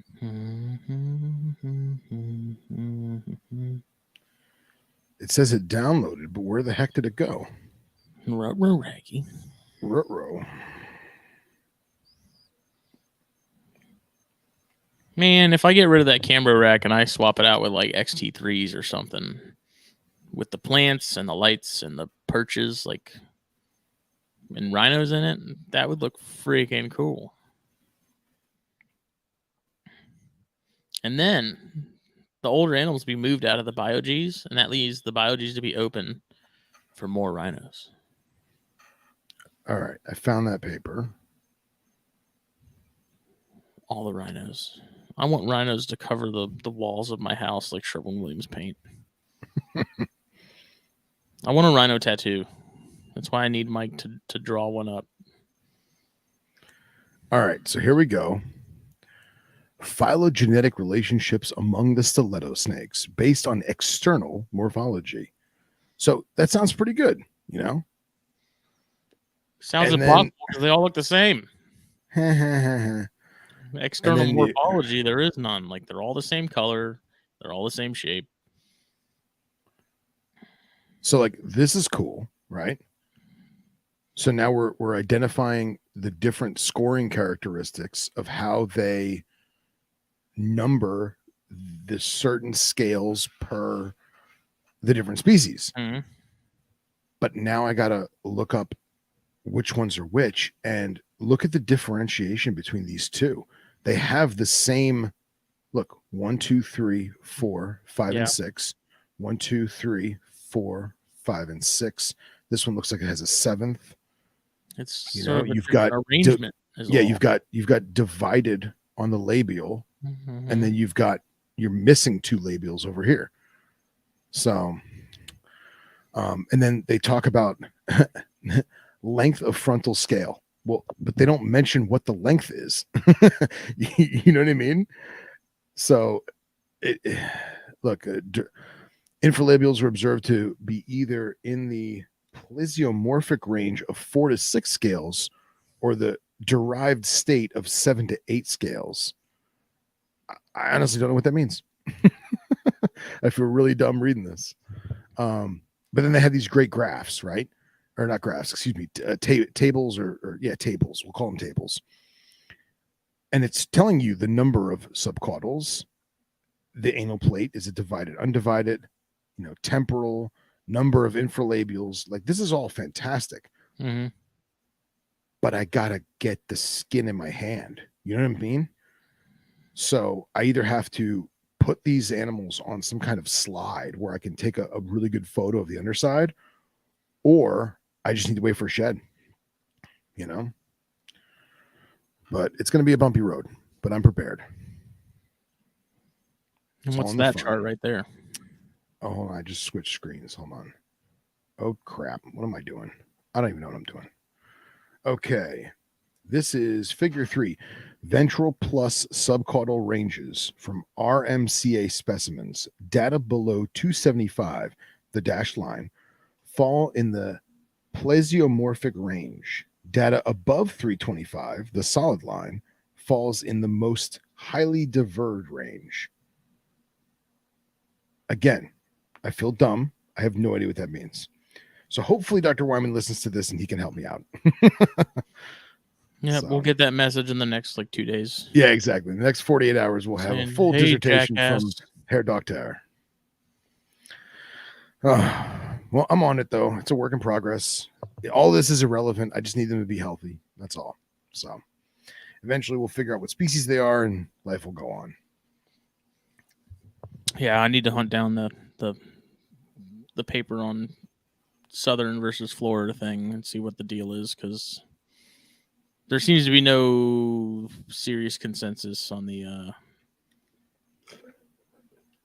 verdict there. So I don't know. Did you watch any of the last NPR episode where they went over the book and talked about the genetics portion? So I listened to the whole podcast. Absolutely loved it. And I did not watch it, though. So what did I and most people miss? I mean, if you didn't watch it, I don't think you really missed much aside from, the map that Zoolander drew. But just sort of I watched a decent chunk of it. I didn't finish the whole thing. But there was a section where they were talking about sort of the genetics and the differences in the groups, and I just thought it was funny that they mentioned that the Julatans are genetically no different from the Papuans. Yeah. Which I meant to tell Jake yesterday, because I know Jake hadn't listened to it yet. So, hey guy, guess what? Your precious Papuans. Same thing. Well, hold on a second, though. To be brutally honest, this is going to be blasphemy. Someone's going to hit me for this, but I think the Gelatans look way better than IJs, hands down. Well, I don't know, because I've seen some of those imported Papuans, man, and some of those are. I'll take those over just about any Australian. That's blasphemy, but there's been some imported Papuans that were just absolutely insane. Dude, I loved my Papuans, man. I had the craziest crypto, and I had freshy imports, man. So I get it, but Gelatin's pretty fucking dope looking. I do. It wasn't until I looked him up that I was like, oh, okay, now I get why Burke likes him so much. Those are. Yeah. But I thought that was really interesting, and it's funny because you can have people actually do the work and find these, get the results on these genetic things, and there's still going to be people out there that are like, nope. Yeah. I've kept 20 of them, and they're definitely not that. Yeah. It's like, okay. And I do like how they kept scientific names the same. They were not writing a new paper. Mm-hmm. They just clarified a locality-based species. Which, to me, almost justifies it more because they're not writing a paper. Yeah, exactly. You know what I mean? They don't have a dog in that fight necessarily. It was just something that hadn't really been done recently. Right. It's like they didn't have to do that at all for that book, but they they chose to. there wasn't, I guess in the grand scheme, like there wasn't much to gain from doing all that work. Yeah, it doesn't change our captive confirming stuff. suspicions, more or less. Right. So I don't know. I will probably pick up a copy though. Initially, I was like, I had the first copy, I read it, and I was like, cool. Sold it to Johnny Barrett, and now I might have to get this one just to the first one was really good. I really enjoyed reading that. Yeah. I know I'll get it, and then I'll read it in like the next 2 years because I'm terrible about finishing books. Well, dude, it's this thick. Yeah, you know? So I struggled getting past the 4th Harry Potter book. I get it. Oh, Billy Jenkins is still waiting. Yeah, poor guy. Yeah, dude. I got mine in the mail, man. I was stoked. I didn't open it for like I got it in the morning before work, so I had a full 8-hour shift, and then I got home and then I opened it. That was painful, knowing that it's sitting in my car and it's in this little bubble wrap waiting to be flipped through. I will say that I will very likely get that Atheris book before I get the carpet book. I get it. I love carpets, but I love Atheris more. And dude, I'm barely scratching the surface on Scott and Ty's book. Yeah, that's another one, dude. All the books that I want they're expensive, man. Yeah, man. Yeah, because that second edition of the Venomous Bites from Non-Venomous Snakes is going to get released at some point. It's been the release date has been pushed back like 3 damn times now. So probably for good reason. I don't know. For good reason. I don't know if Loafman mentioned it when we had him on, but it sounds like that publisher in particular, like if it's not exactly their way, then they will delay the release. Isn't it a university scientific publication? I don't think so. I think it's a company that publishes books for that sort of purpose. But I don't know. Yeah, I definitely gotta get that one. And as soon as Loafman's book's done, gotta get that too. Mm-hmm. Yeah, Rick Shines. I've been hearing nothing but good things about that. Yeah, man. Everyone. Lisa got that book. That's awesome. I gotta get that book. I feel like we have all these reference books, and let me be real. I have dyslexia. I have a very hard time reading. I had special classes in school to develop my reading skills because I was so bad at it. And not bad. It's a learning disability. What are you going to do, right? You work with it. And I can't read. Turned out all right. Yeah.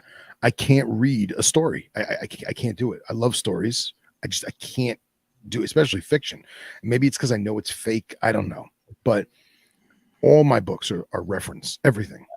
And I feel like the Shine book, from what people are saying, is, I feel, and Lisa, please correct me if I'm wrong, I feel like it's reference in a story because it's coming from him.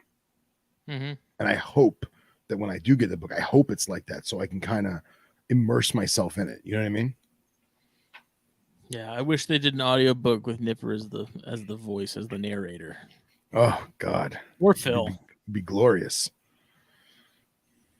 Yeah, dude, I've looked into the voice stuff, man. It's way harder than people think. It's way harder. I don't think so. It is, man. Especially when like most of the companies that you have to like everyone's like, oh, it's online. You just make an account and upload your audio files. And yeah, but you have to pay them. It's like having a manager. You have to pay them to get you exposure. And that's what's hard. You know, because if I'm going to do a voiceover for sign up for a Fiverr account and just do that. You know what? I didn't even think of that. That's a good idea. You don't have to do any of that crap. Yeah, that's a good idea, man. I'm going to do that. Easy money. Yeah, right. I got the handy dandy THP microphone, right? That's right. Which I find it. Well, I'm not using that one right now, but of all the mics that I've had, that $20 Behringer is like incredible. Dude, I love this thing. It sounds so good. I do. I want to get one of the pop screen things because even though you had mentioned that this has a pop guard thing to it, I still feel like when I do P, you know what I Plosives. mean? Yeah. Yeah. Pseudechis papuanas. Bill said, "Fuck that! Start an OF and read smut books aloud." Dude, there's a comedian who writes quote unquote children's books, but they're all horribly, horribly adult. And he reads them on what's That's this a little new disturbing. what's this new he's a comedian author, and what's this new it's like a Twitch kind of thing, but it's split screen, and you have like 40 seconds to talk to a random stranger. Oh, that's Omegle, I think. Okay, That's been and around a long time. well, he goes on there and he gives people the options like, which book would you like me to read? And like he'll hold them up, and it's horribly debaucherous.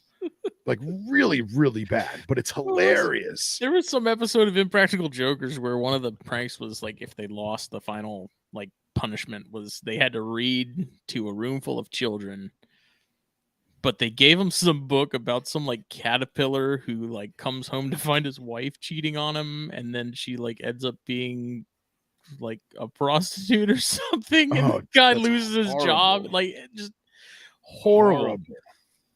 I'm gonna But try it and was find so this funny because guy. they were showing it as he was reading it, and there's like illustrations and everything.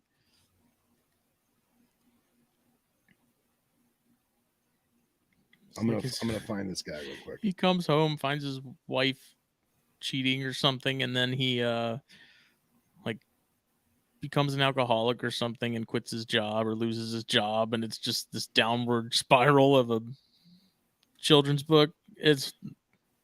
I need to find that, and I'll send it to you, Harry, because it was hilarious.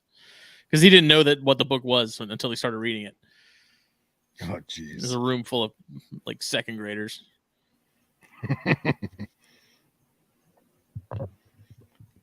Oh man. Yeah, honestly, I didn't think of the Fiverr thing, man. That's actually a good idea. I'm gonna have to look more into that. You know, I'll do the Fiverr, and you could do the OF for the feet. There we go. Yeah, we're making money hand over foot.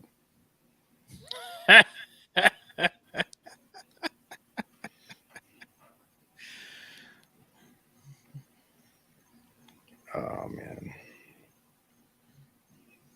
Feet picks and fantasy reads, THN OF collab. Bill coming in with the heat.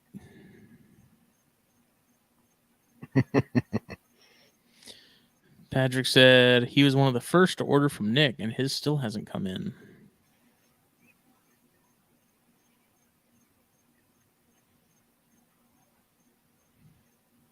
I don't know when Messenger's other book is coming out. I don't think it's happening anytime soon. Yeah, it's gonna be a while. He took some Cyania pictures while he was here to put in there. So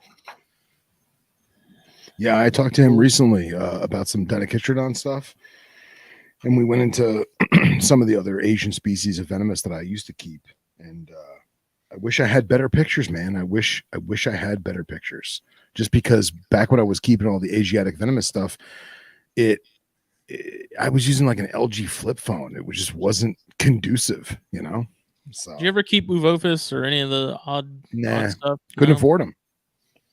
What were Dinochytrodon like? Dinochytrodon were great. Tell us your stories of old Grandpa. Well, back in my day, son, we used to have these Chinese sharp-nosed viper, and you get bit, you walk 100 feet, just die right there on the pavement. Need to get them sneaky pics of Jake's capuchin grabbers and auction those. What? Capuchin grabbers. It just occurred to me. It's fucking feet. Oh my god. It's like those things are ridiculously hot. Not the feet, but the Dinochytrodon. Oh my god. As soon as that left my mouth, I was like, wait a second. Yeah, they are very, very, very spicy. But they weren't as crazy as people let on. I only tailed them a couple times just because They honestly rode a hook really well. I would mostly double hook them. I had a pair, and I originally kept on aspen, and I realized that the aspen was the dust of the aspen would actually get on them, and like they would have like this almost look like they had sand on them, you know. Mm-hmm. And I went up putting them back on cypress, and I kept them in a very simple setup: big water bowl, hide cave. Sometimes they would sprawl out, sometimes they wouldn't, and they were just good snakes, but it just wasn't for me. I wound up selling them. So They're like Asian bothrops. they are. In fact, I would take them over bothrops any day of the week. Yeah. I would take them over most South American species any day of the week. Just the way that they are. They're super mellow. It's very like Shaolin monk. Like, be at peace. Be at peace. Be one with nature. Be one with your soul and your spirit. And then when someone fucks with you, kill them with a flick of your index finger. That's the vibe that they give off. Ancient Chinese proverb: "Don't start no shit, won't be no shit." This is the graph, fuck around and find out. Yeah, but they were cool, man. They were super cool. All the pictures of bites I've seen were gnarly. Oh yeah, dude. Oh my god. Yeah. Makes a Malayan pit viper look like a bee sting. Yeah. Oh.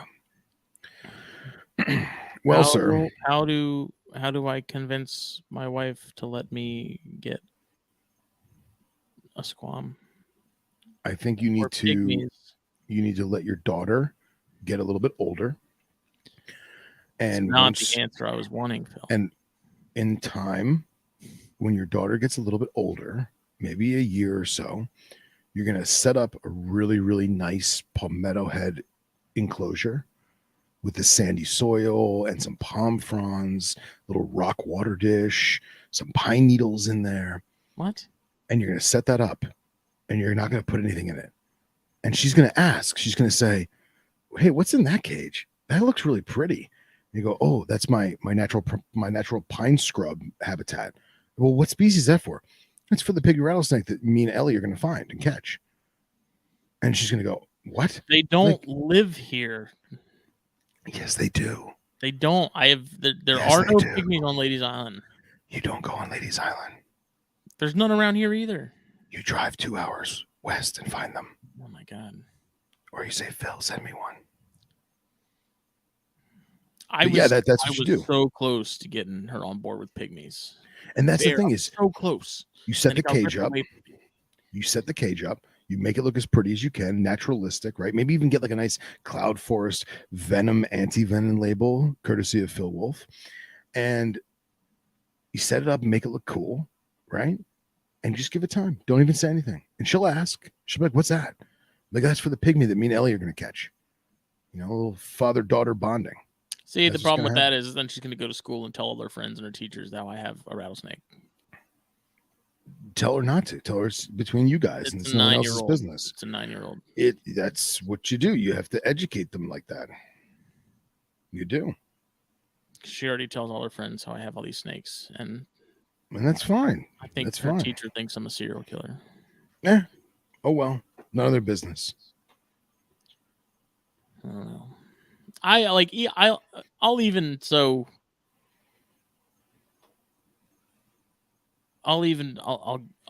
give up on the whole Atheris thing if that means I could get pygmies. Yeah. I don't want anything crazy. I don't want an adamantius. I don't want a canebrake. I don't want cottonmouth. I don't want any of that. Yeah. I want pygmies. I just want a pygmy. I'd be happy with one. Yeah. Just one. I get it, man. I get it. Yeah, I mean, Harry gets it. He said he would literally forego all other hots for a few citrus. They're pretty awesome, man. They're pretty awesome. I'm really tempted to pair mine this year. I am. The girl's definitely big enough. Lepidus would be cool too. Yeah. Yeah. I think if I was going to do any, like, one species of rattlesnake, it would most definitely have to be Willardy. Fair enough. Fair enough. Those things are just cool. Maybe Mitchellii. Okay. I like the bright white Mitchells. I don't know. I can roll with it. Prairies seem like they'd be fun, just because of how pugnacious they are. Yeah, been there. Done that. Yeah, I'd rather have the pygmy. Can't beat a dusky, man. Can't beat it. The purples, the lilacs, the grays, the jet black, rich Sharpie marker outlining the saddles with the rust red peak and crest of each saddle. Oh, love it. Cryptic black lines in the face. Fantastic. Yeah, that's one of the things I love. Is just how like their eyes and everything just blend in together. Yeah. You know. Oh yeah. Awesome animals. Awesome animals. I keep kind of like randomly bringing it up in passing. Like, let me get a pygmy. Just play the slow game, bro. Look at the bright side. Eventually, Ellie will be 16, and it won't matter. Do pygmies rattle? They do.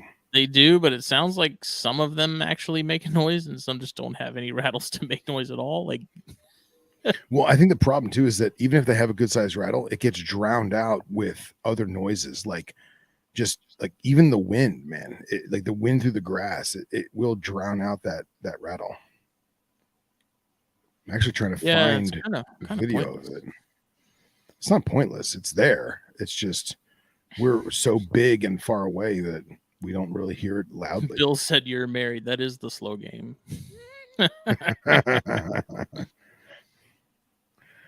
Oh man, I need to get that book on pigs that you had that was super cheap. Yeah, dude, it's like $20, man. It's a great book.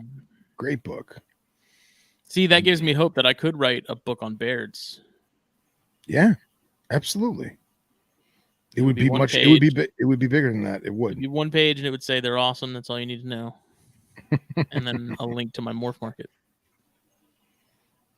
I do have some Loma Altas for sale, and I'm actually thinking that come like within the next 2 or 3 weeks, I may be doing a sale on some of the stuff I have for sale, just because I do cut off shipping between like the last half of November until the like middle of January.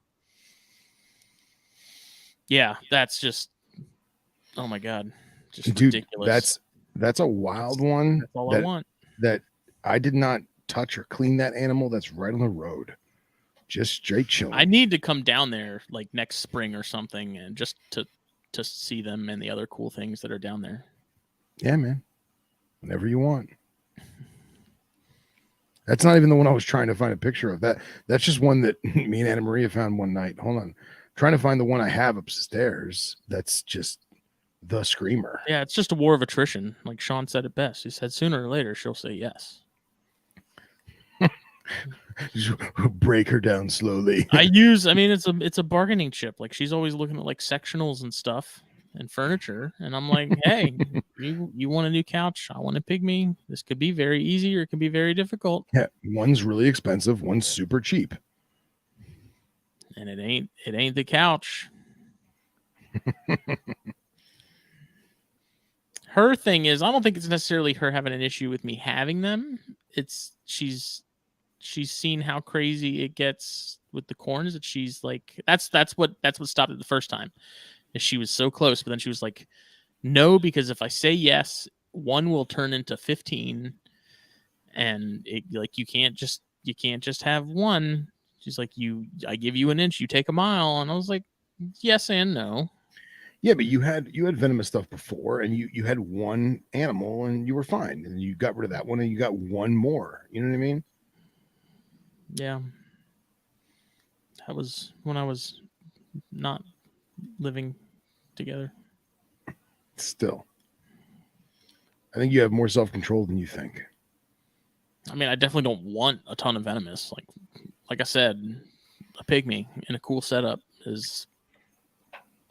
that makes Smitty happy. Yeah.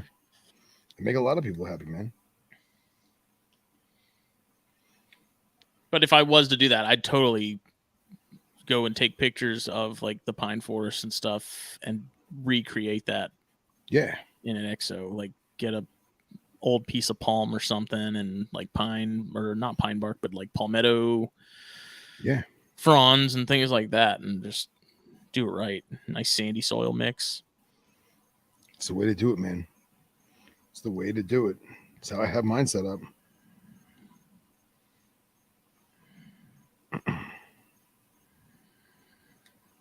Dude, it's so cool. On iPhone, I can go into my photos and I can type in rattlesnake, and it literally pulls up every photo that I have of rattlesnakes. That's I mean, great. obviously, there's some other stuff in there too, that are like pit vipers and the like. But it's super helpful.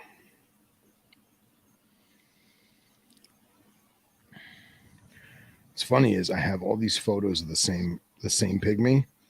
I'm trying to find. Here it is. How many do you have right now? Just a pair. Oh. Just a pair. All right, let me send this in Facebook Messenger.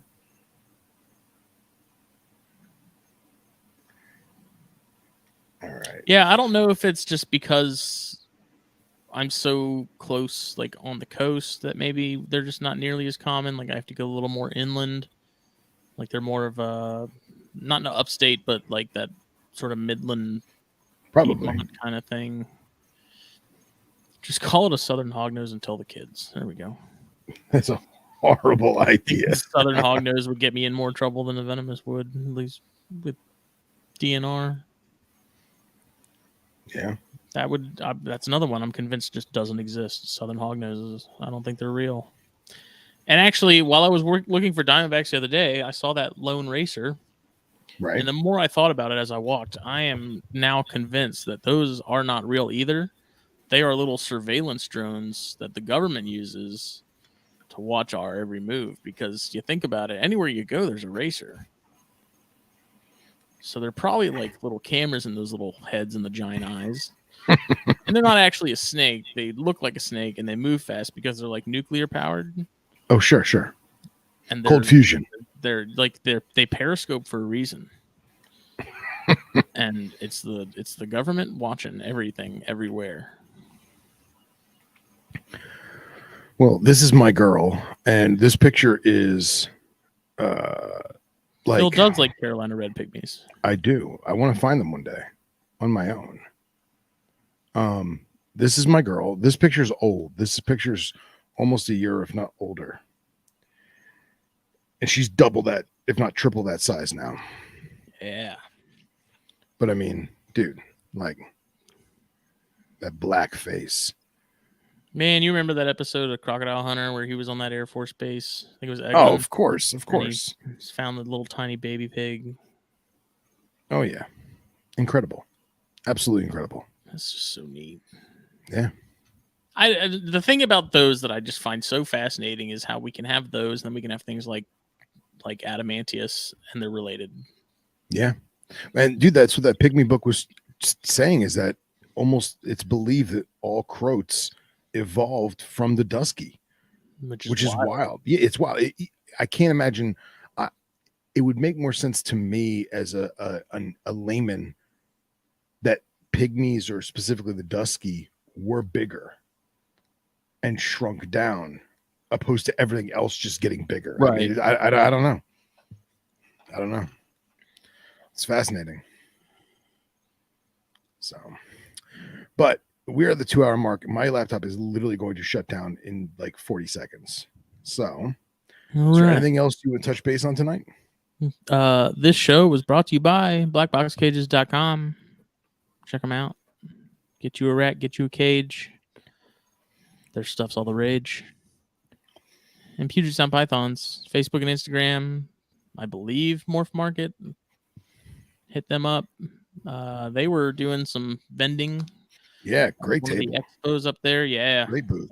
They've been killing it there. So I think he got a really nice red. Jeff picked up a really nice red Amazon while they were up there. Just absolutely insane, like nuclear red.